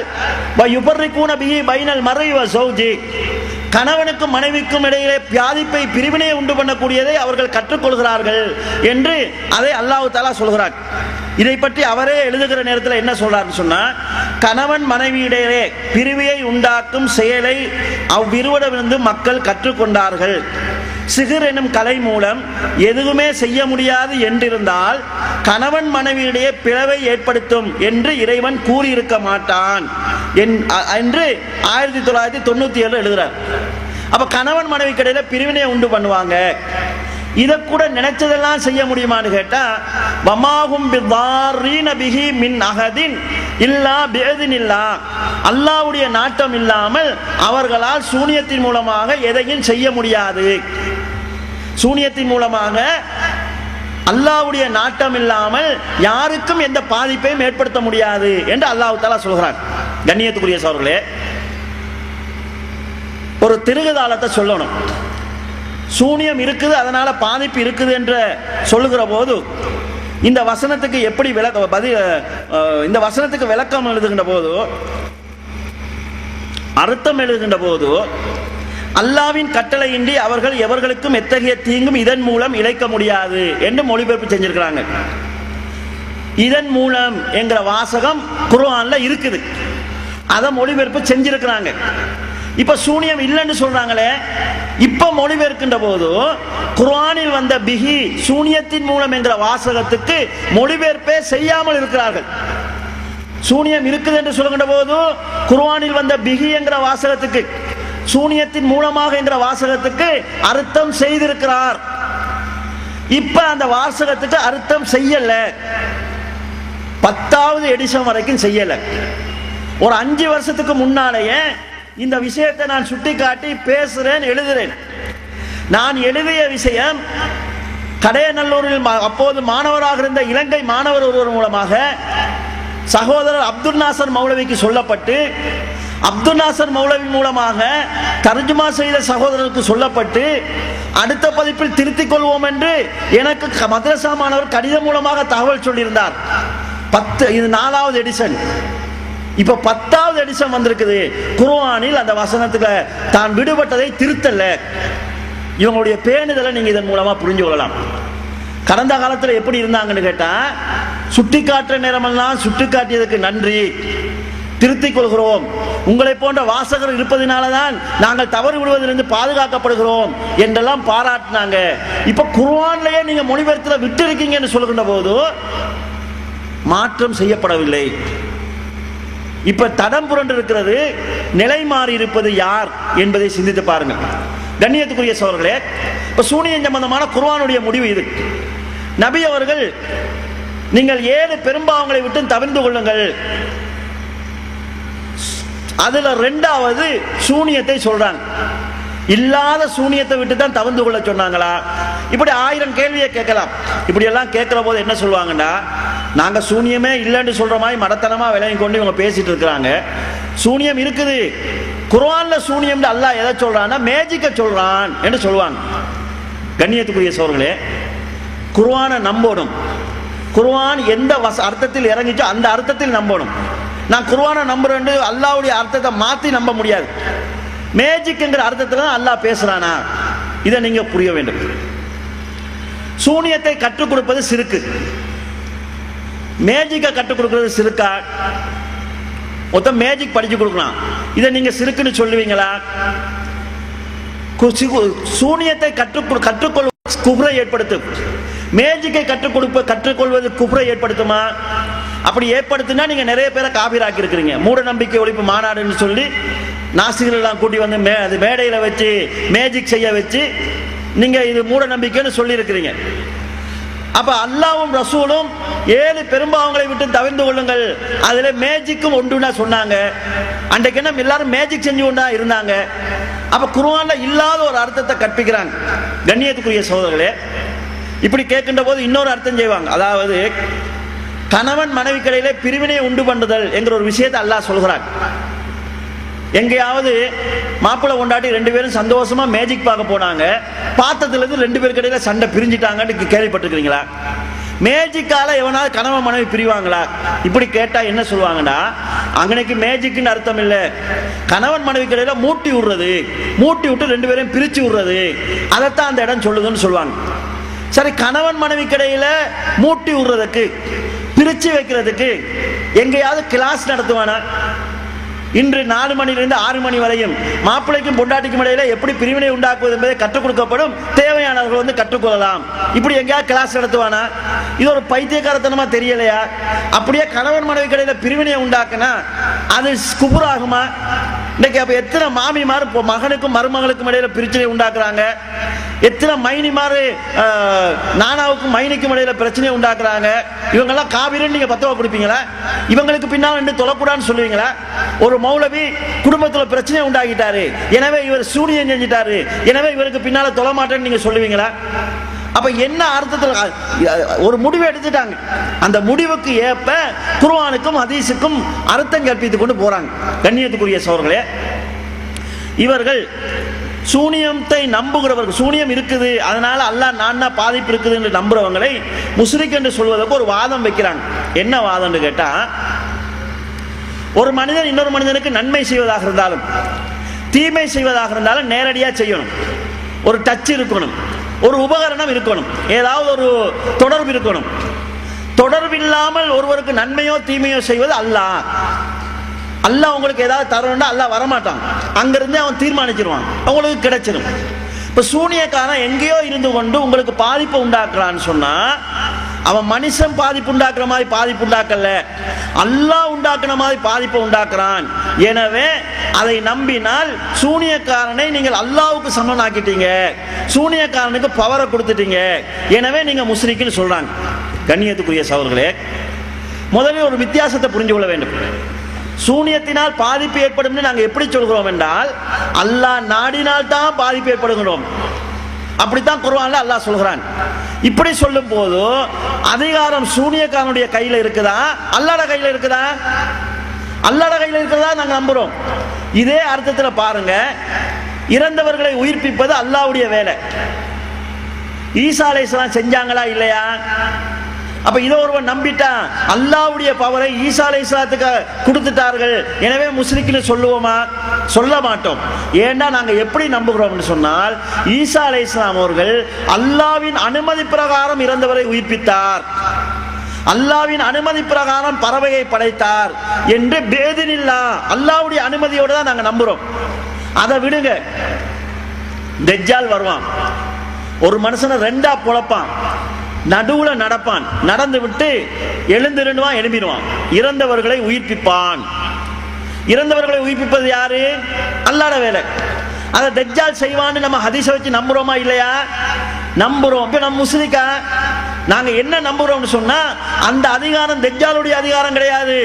நினைச்சவங்களை எல்லாம் உயிர்ப்பிக்க தஜ்ஜால் முடியாது. அல்லாஹ் கொடுக்கிற சந்தர்ப்பத்தில் உயிர்ப்பிப்பான், கொடுக்கலன்னா இல்ல. எனவே அதிகாரம் அல்லாஹ்வுடைய கையில் இருக்கிறதா நாங்க நம்புறோம். சூனியத்தை இப்படித்தான் நம்புகிறோம். எனவே இவங்க தவறான தப்பான ஒரு அபிப்பிராயத்தை கொண்டு வராங்க. சரி, இப்படி கொண்டு வந்ததுக்கு பிறகு கேள்வி வருகிறது,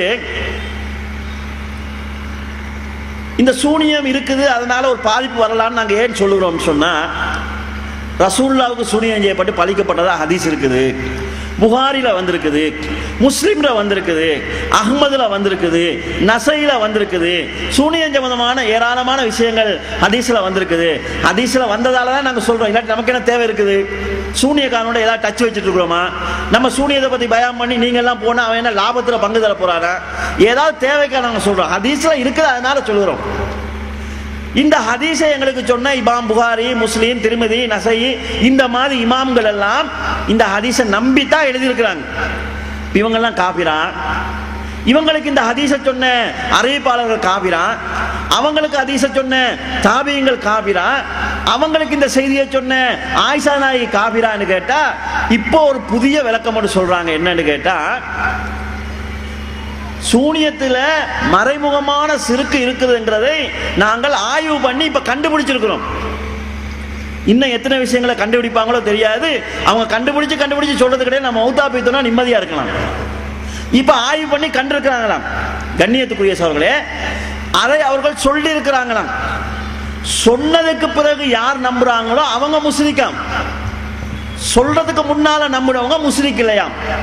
ஒரு கேள்வி கேட்கப்படுகிறது, மக்காவில் உள்ள இமாம்கள் எல்லாம் சூனியத்தை நம்புறாங்களே, அவங்களுக்கு பின்னால ஹஜ்ஜுக்கு போய் தொழலாமா, உம்ராவுக்கு போய் தொழலாமான்னு கேட்டா நீங்க அவங்கள்ட்ட சொல்லுங்க, சொன்னதுக்கு அப்புறம் அவங்க நம்பலன்னா தொழ வேணாம். இப்ப அவங்களுக்கு நம்ம தமிழ்ல சொல்லி இருக்கணும், அவங்களுக்கு தெரியாது, அதனால அவங்க முஸ்லிக் இல்லை. பாவப்பட்ட ஜெம்மங்கள் தமிழ் படிச்சதுனால எங்களுக்கு பிடிச்ச கேடு. நமக்கு சிங்களம் இங்கிலீஷ் உருது மட்டும் தெரிஞ்சு தமிழ் தெரியாம இருந்திருந்தா நம்ம காவிலா இருக்க மாட்டோம், நமக்கு பின்னால தொழுவாங்க. ஆனா தமிழ் தெரிஞ்சதுதான் நாங்க செஞ்ச பாவமா? தமிழ் தெரிஞ்சதுனால நாங்க முஸ்லிக்கா இருக்கிறோம். தமிழ் தெரியாத பள்ளியில அவன் சிங்களம் நம்பிட்டு போவான், பிரச்சனை கிடையாது. என்னன்னு பத்துவா கொடுக்குறீங்க? நாளை மறுமையில் அல்லாஹ் தஆலா ஒருத்தனை எழுப்பி, நீ சூனியத்தை நம்பினியா? நம்புனையா? இல்ல. என்ன மொழி பேசினாய்? நான் சிங்களம் தான் பேசினேன். தமிழ் தெரியுமா? தமிழே தெரியாது. சரி பரவாயில்ல, உனக்கு தெரியாது, நீ சொர்க்கத்துக்கு போ. இன்னொருத்தன் வாரான், சூனியத்தை நம்புனியா? நம்புன. தமிழ் தெரியுமா? தமிழ் தெரியும். அண்ணன் பயம் பீடி சீடி கீடி எல்லாம் கேட்கலையா? அதெல்லாம் நான் கேட்டதே இல்லையா? இல்ல. பரவாயில்ல, சொர்க்கத்துக்கு போ. கேட்காம போனதுனால அவனுக்குள்ள நன்மை. இன்னொருத்தன் வர, நான் கேட்டேன் இருந்தாலும் நம்புனேன். கேட்டதுக்கு பிறகு நம்புனியா? அப்ப நரகத்துக்கு போட்டு சொல்லுவானா? இதுல இருந்து நம்ம ஒரு விஷயத்தை விளையுங்கலாம், கேட்காம இருக்கிற வரைக்கும் நல்லதுன்னு அவங்க சொல்றாங்க. கேட்டீங்க அவ்வளவுதான். கண்ணியத்துக்குரிய சகோதரர்களே, இது எவ்வளவு ஆபத்தான ஒரு வாதம் என்று பாருங்க. இதுக்கு அவங்க சொல்லக்கூடிய ஒரு ஆதாரம் சொல்றாங்க, ஹதீஸ்.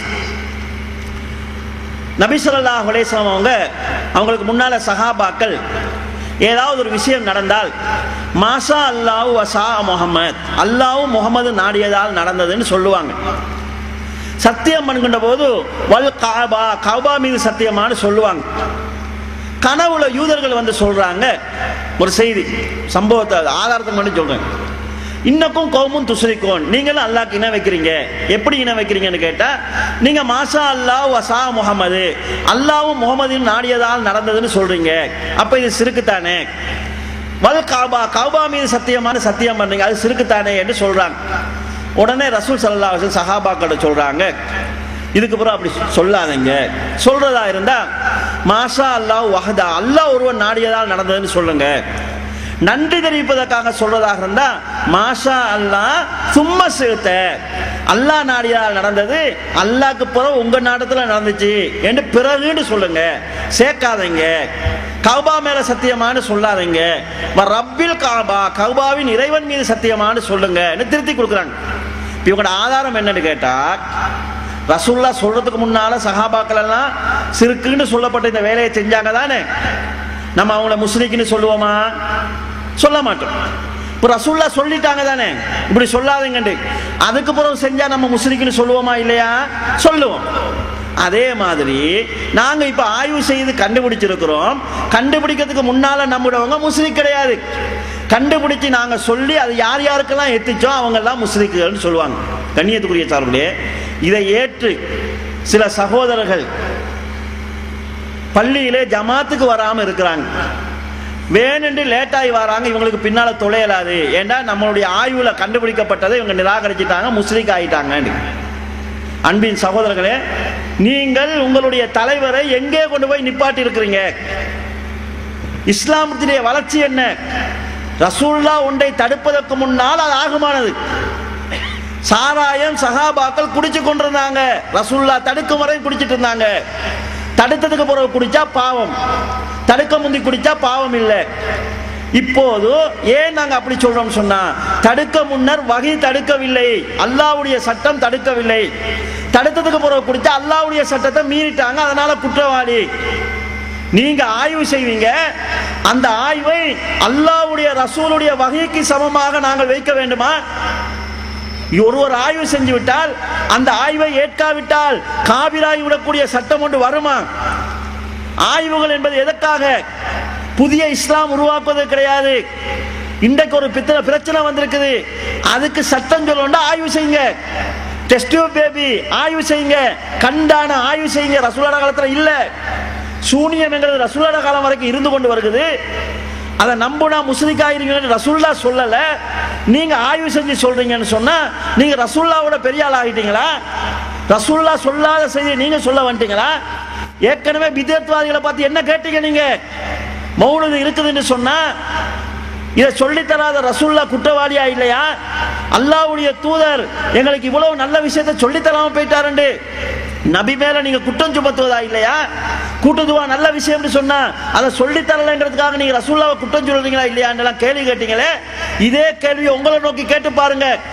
சூனியம் ஒன்று ரசூலா காலத்துல இருக்குது, நம்புனா முஸ்லிக்காயிருங்கன்னு அவங்க சொல்லல. இப்ப ரசூலுல்லாஹ் அவங்களுடைய தூதுத்துவத்தை சரியா செய்யலன்னு சொல்லுவீங்களா? மார்க்கம் பூரணமாகலன்னு சொல்லுவீங்களா?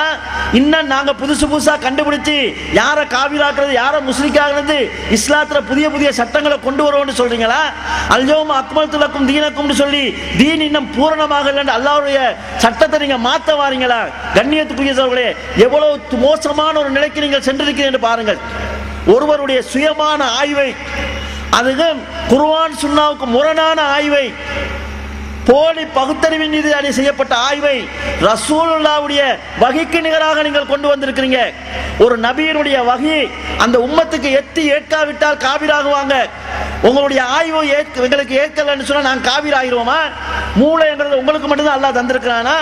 பெத்த யாருமே ஆய்வு செய்யக்கூடாதா? அவங்களுக்கு குர்ஆன் ஹதீஸ் அவன் பார்த்து புரிஞ்சது, உங்க பார்வையில் அதுதானே சரி. நீங்க என்ன சொல்றீங்க? குர்ஆன் ஹதீஸில் நான் என்ன விளங்கணும்னா அதுதான் மார்க்கம். சரி, உங்களுக்கு அதுதான் மார்க்கம் தான். குர்ஆன் ஹதீஸில் நான் என்ன விளங்கணும்னா அதுதான் எனக்கு மார்க்கம். நான் இருக்குதுன்னு விளங்கி இருக்கிறேன். அப்ப எப்படி நீங்க இதை பிறன்னு சொல்லுவீங்க? உங்க பார்வையின் அடிப்படையில்.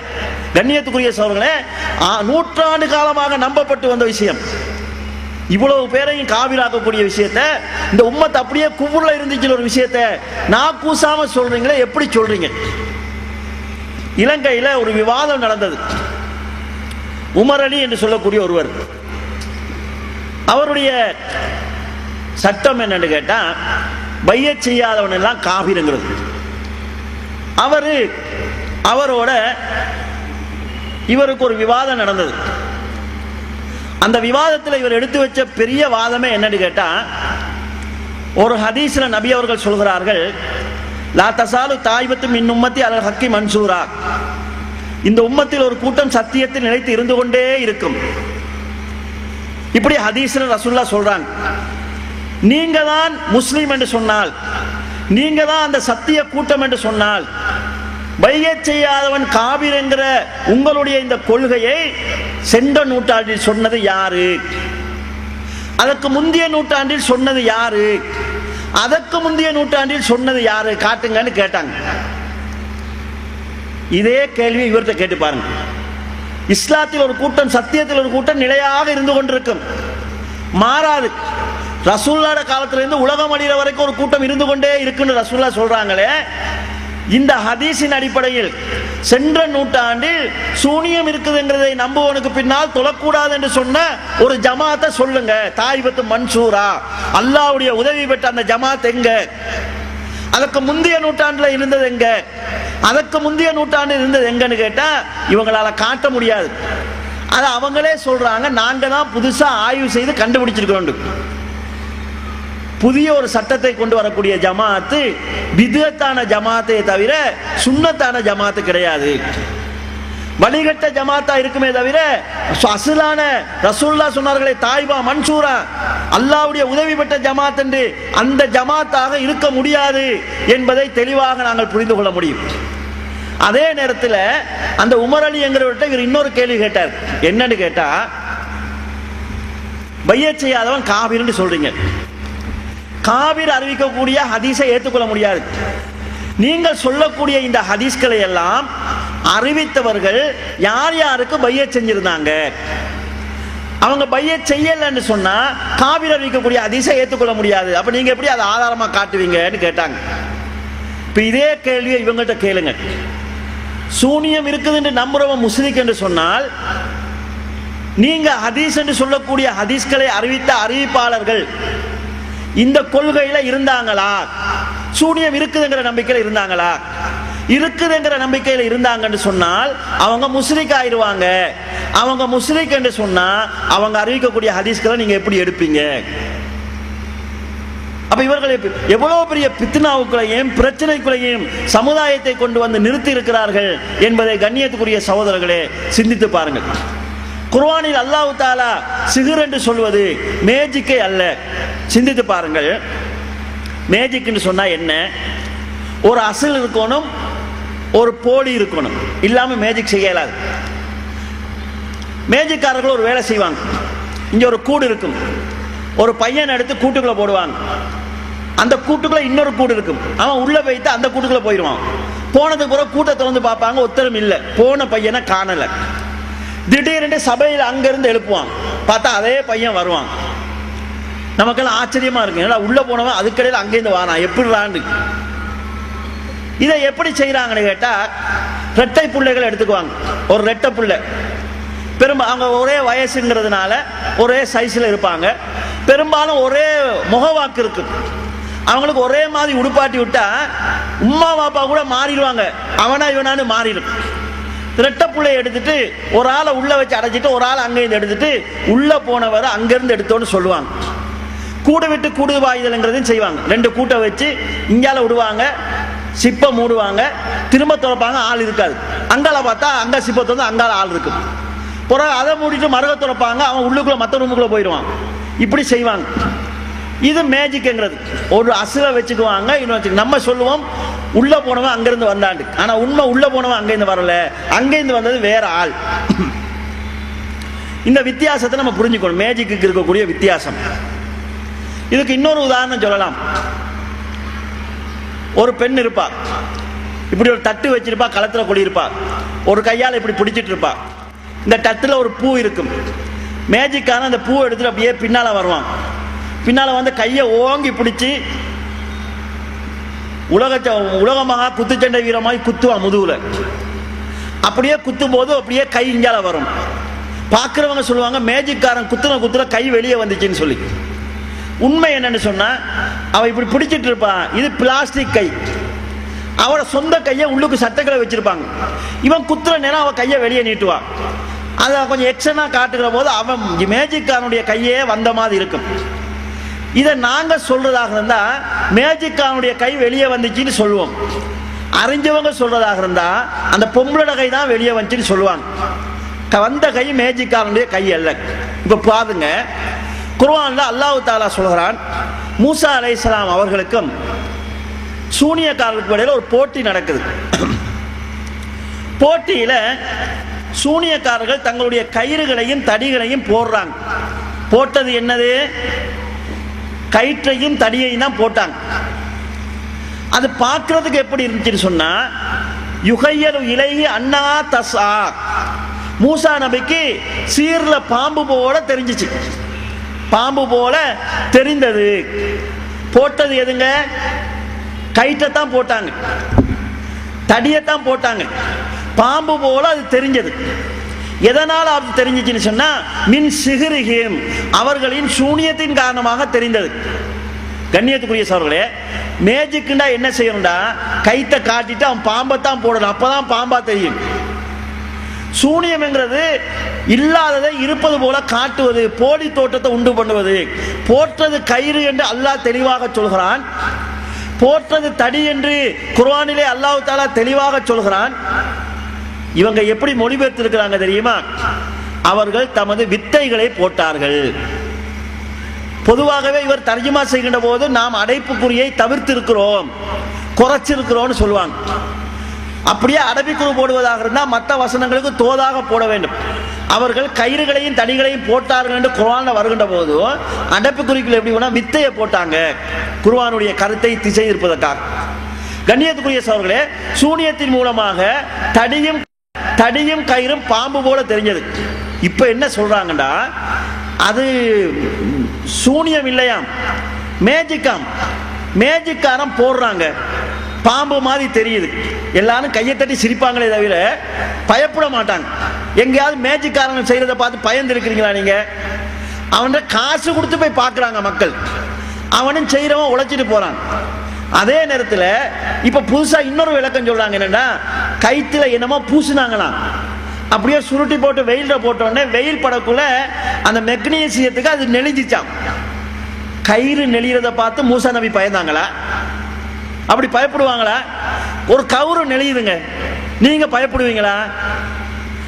பாம்பு மாதிரி ஆயிடுச்சுங்கிறது அவங்களே மொழிபெயர்த்துறாங்க, சீரிச்சுன்னு நெளிஞ்சிச்சான். கைத்த முறுக்கி போட்டா நெளியும், கம்பு நெளியுமா? நீங்க கவுத்தை நல்லா முறுக்கி போட்டீங்கன்னா அது சமநிலைக்கு வர்றதுக்காக நெளியும். அது என்ன கூட முறுக்குனா அப்படி நெளியும். ஏன்னா சமநிலைக்கு வரணும். கம்பு நெளியுமாங்க, கம்பை முறுக்கி போடலுமா? அப்ப என்ன பகுத்தறிவு வாதம் செய்யற அடிப்படையில் முட்டாள்தனமான வாதங்கள் செய்கிறார்கள்.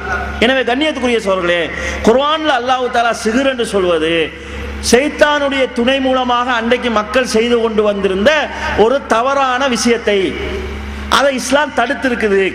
அப்படி ஒன்று இருக்குதுன்னு குர்ஆனும் ஹதீஸும் சொல்வதனால் நாங்க நம்புகிறோம். பகுத்தறிவுக்கு முரணா இருந்தா எங்களுக்கு பிரச்சனையே கிடையாது. அல்லாஹ்வும் ரசூலும் சொன்னால் அப்படியே நம்புவோம். இப்ராஹிம் நபிக்கு நெருப்பு சுடல்ல குளிர்ச்சியா இருந்துச்சுன்னு அல்லாஹ் சொல்கிறான், நடைமுறைக்கு முரண்டான், நாங்க நம்புவோம். இஸ்மாயில் அலைஹிஸ்ஸலாத்தை அல்லாஹ் அறுக்க சொன்ன நேரத்தில் இப்ராஹிம் அலைஹிஸ்ஸலாம் அறுக்க போனாங்க, பகுத்தறிவுக்கு முரண்டான், நடைமுறைக்கு முரண்டான். அதுதான் இஸ்லாமிய வழிமுறை. அல்லாஹ் சொன்னால் என் அறிவுக்கு முரண்பட்டாலும் ஏற்றுக்கொள்வேன் என்கிறதுதான் இஸ்லாமிய நடைமுறை. அதை மாதிரி நாங்கள் நம்புவோம். எனவே கண்ணியத்துக்குரிய சகோதரர்களே, இவர்கள் தெளிவாக உங்களை ஒரு தவறான வழிகேட்டின் பக்கம் அழைத்து செல்கிறார்கள். இந்த நிலைப்பாட்டிலிருந்து நீங்கள் உங்களை காத்துக்கொள்ள வேண்டியிருக்கிறது. கண்ணியத்துக்குரிய சகோதரர்களே, மேலும் சில செய்திகளை உதாரணத்துக்கு சொல்கிறேன். இன்றைக்கு இருக்கக்கூடிய இந்த சகோதரர்களுக்கு மத்தியிலே ஏற்பட்டிருக்கக்கூடிய மாற்றத்தை பாருங்கள். ஒரு பிரச்சனை கேட்கப்படுது, ஒரு செய்தி சொல்லப்படுது சகோதரர்களே. அதாவது ஆரம்ப காலத்திலே தௌஹீத் சகோதரர்களுக்கு மத்தியிலே சில கருத்து வேறுபாடுகள் வருகிறது. அதை கண்டித்து இவர் எழுதுகின்ற போது எஜமான விசுவாசத்தினால் இப்படியெல்லாம் செய்கிறார்கள் என்று ஒரு காரணம் சொல்கிறார். அதாவது சவுதியை திருப்திப்படுத்துறதுக்காக இப்படி செய்கிறான்னு ஒரு காரணம் சொல்கிறார். அதை குறிப்பிட்டு ஒருவர் மறுப்பு எழுதுறார்.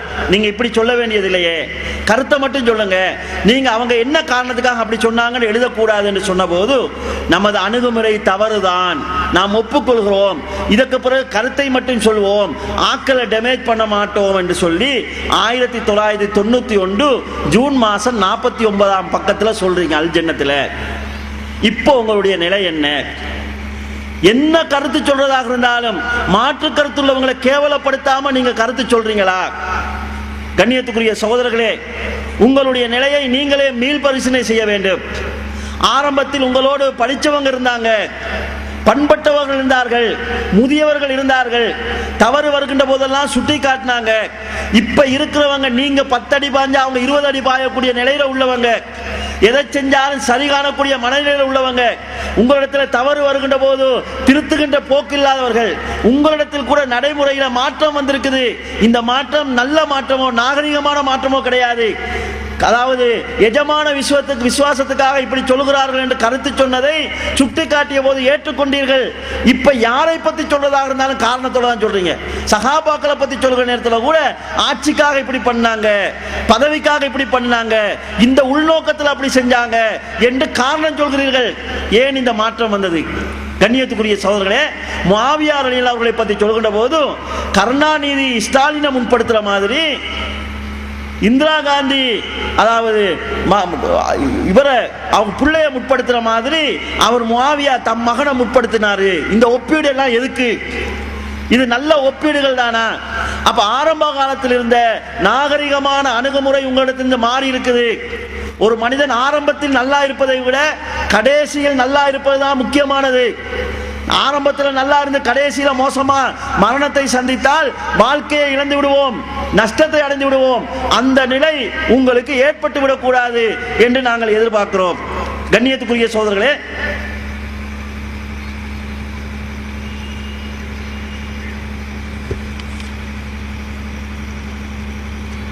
ஒரு கேள்வி வைக்கப்படுது. அதாவது அந்த காலத்தில் அவங்க செஞ்ச பிரச்சாரத்தை பாருங்க. கூட்டுதுவா கூடாது என்று பிரச்சாரம் செய்ததினால் எங்களுடைய சகோதரர்கள் அடுத்த ஜமாத்தில் தொழுதுட்டு முன் வரிசையிலிருந்து வேக வேகமாக எழுப்பி வராங்க. இப்படி ஒரு நிகழ்ச்சி நடக்குது. தராவி 8 ரக்காயத்துங்கிற காரணத்தினால தராவி ஜமாத்தில் போய் தொழுதுட்டு 8 ரக்காயத் முடிஞ்சோடனே சப்பையெல்லாம் உடைச்சிட்டு வராங்க. இதை இவர் வேணான்னு சொல்றார். அல் ஜன்னத் ஆசிரியர் வேணான்னு சொல்றார். நீங்க அப்படி சப்ப உடைச்சிட்டு வாரதுனால அவங்களுக்கு ஆத்திரத்தை ஊட்டுறீங்க. ஏன் நாங்க இப்படி ஆத்திரத்தை ஊட்ட வேண்டும்? தராவி 8 ரக்காயத்தான் தொழ வேணும்னு சொன்னா நீங்க பின் வரிசையில இருந்து 8 ரக்காயத்தை தொழுங்க. தொழுத முடிச்சிட்டு அவங்க மத்தத தொழ நீங்க பேசாம வந்துருங்க. அப்படி இல்லைன்னு சொன்னா அவங்க 12 ரக்காயத் தொழுது முடிச்சதுக்கு பிறகு போயிட்டு அவங்களோட சேர்ந்து தொழுதுட்டு பிரச்சனை இல்லாம வாங்க, தேவையில்லாம அவங்களுக்கு ஆத்திரத்தை ஊட்ட வேண்டாம். தொழுது முடிஞ்சோன்னே திடீர்னு எழுப்பி வருவதனால் அவங்க எங்க மேல ஆத்திரப்படுறாங்க. மார்க்கத்தில் சொல்லப்படாத ஒரு விஷயத்துக்காக நாம் ஏன் அடுத்தவங்களை ஆத்திரம் ஊட்டணும் என்று எழுதுறார். கண்ணியத்துக்குரிய சகோதரர்களே, இன்றைக்கு நிலைமை என்ன? எங்கேயாவது இலங்கையிலும் சரி இந்தியாவிலும் சரி ஒரு தௌஹீத் ஜமாத் இருக்குதுன்னு சொன்னா அதுக்கு பக்கத்திலேயே ஒரு ரூம் எடுத்து அங்கனைக்கே நின்று மார்க்கம் சொல்லணும். அவங்க ஒரு மாநாடு போட்டா அதுக்கு பக்கத்துல நம்ம மாநாடு போடணும். அவங்க நிகழ்ச்சி நடத்தினா அதுக்கு மேல செய்யணும். ஆத்திரம் ஊட்டுகிற வதவே நீங்க உங்களோட ஆக்களை வளர்த்துட்டு வாரீங்களே, ஆரம்பத்தில் இருந்த அந்த நல்ல அணுகுமுறை எங்க போச்சுது? எப்படி நீங்க மாறி இருக்கிறீங்க? இது உங்கள்கிட்ட ஏற்பட்ட மாற்றமா இல்லையா? இது நல்ல மாற்றமா? கடந்த காலத்தில் இருந்த உங்களுடைய நிலையையும் இப்போது உங்கள்கிட்ட இருக்கக்கூடிய நிலையையும் நீங்கள் ஒரு முறை சிந்தித்து பாருங்க. உங்களுடைய நிலைப்பாட்டுக்கெல்லாம் உங்களுடைய எழுத்துக்களை தான் நாங்கள் ஆதாரமாக வைக்கிறோம். எந்த இட்டுக்கட்டுகளும் கிடையாது. நீங்க எதையுமே மறுக்க முடியாது என்றால் உங்களுடைய கைகளாலேயே எழுதியிருக்கிறீர்கள். அதெல்லாம் எழுத்து மூலமாக இருக்கிறது. இப்போது ஒரு சகோதரர் கேள்வி கேட்கிறாரு. அவருடைய நிலைப்பாடு என்னன்னா, நம்ம எழும்பி ஓடி வந்துடணும், முன்சப்புல தான் போய் நாங்க தொழணும். ஏன்னா முன்சப்புக்கு சிறப்பு இருக்குது, அந்த சிறப்பை இவங்களுக்காக நாங்க விட்டு கொடுக்கிறாரு. வித்யாத்னாக்கு நம்ம எழும்பி வரணும் என்கிற தோரணையில இருக்கிறவர் ஒரு கேள்வி கேட்கிறாரு. நீங்கள் யாருக்கு ஆலோசனை கூறுறீங்க? தௌஹீத்வாதிக்கு ஆலோசனை சொல்றீங்களா? அல்லாஹ்க்கு ஆலோசனை சொல்றீங்களா? பின்வரிசை நின்று தொலை சொல்றீங்களே, அல்லாஹ் முன்வரிசை நின்று தொலை சொல்லி இருக்கிறானே என்ற அடிப்படையில் அவர் கேள்வி கேட்கிறார். கேள்வி என்ன? ஆலோசனை யாருக்கு, அல்லாஹ்க்கா தௌஹீத்வாதிக்கான்னு கேட்கிறார். அல்லாஹ்வை சம்பந்தப்படுத்தி கேட்கிறார். அதுக்கு இவர் என்ன எழுதுறாருன்னு சொன்னால், இது போன்ற வார்த்தை பிரயோகம் இறைவனின் கண்ணியத்தை குறைக்கக்கூடியது என்பதை எப்போதும் நினைவில் வையுங்கள்.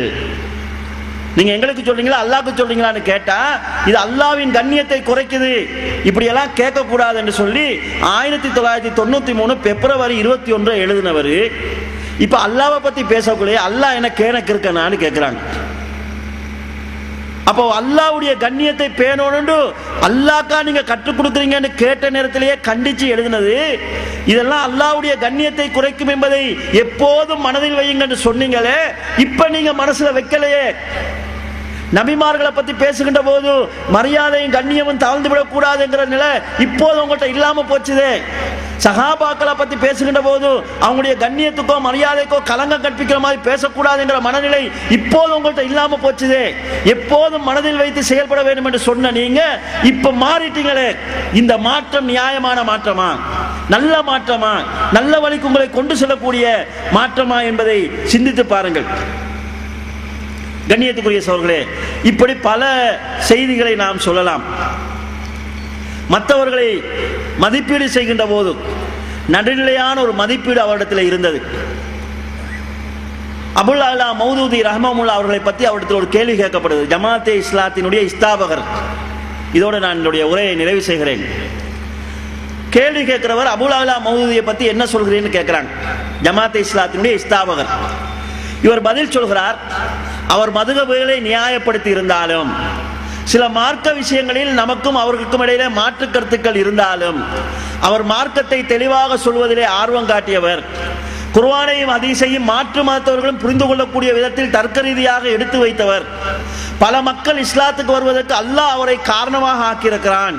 கொள்கையிலே உறுதியாக இருந்தவர். கொள்கைக்காக சிறைவாசம் செல்ல நேரிட்டும் சிறையிலே பல ஆண்டுகளை கழிக்க நேரிட்டும் உறுதியாக இருந்தவர். இவற்றையெல்லாம் கவனத்தில் கொண்டுதான் நாங்கள் முடிவு செய்ய வேண்டும். அவரிடத்தில் நாங்கள் கற்றுக்கொள்ளக்கூடிய நிறைய விஷயங்கள் இருக்கிறது என்று இன்னொரு ஜமாத்தின் இஸ்தாபர்கள் பத்தி எழுதுறீங்க. இது 1990 அக்டோபர் நவம்பர் 2 மாச இதழ்கள் வந்தது. 19-20 பக்கங்கள். இப்போ உங்களுடைய நிலைப்பாடு என்ன?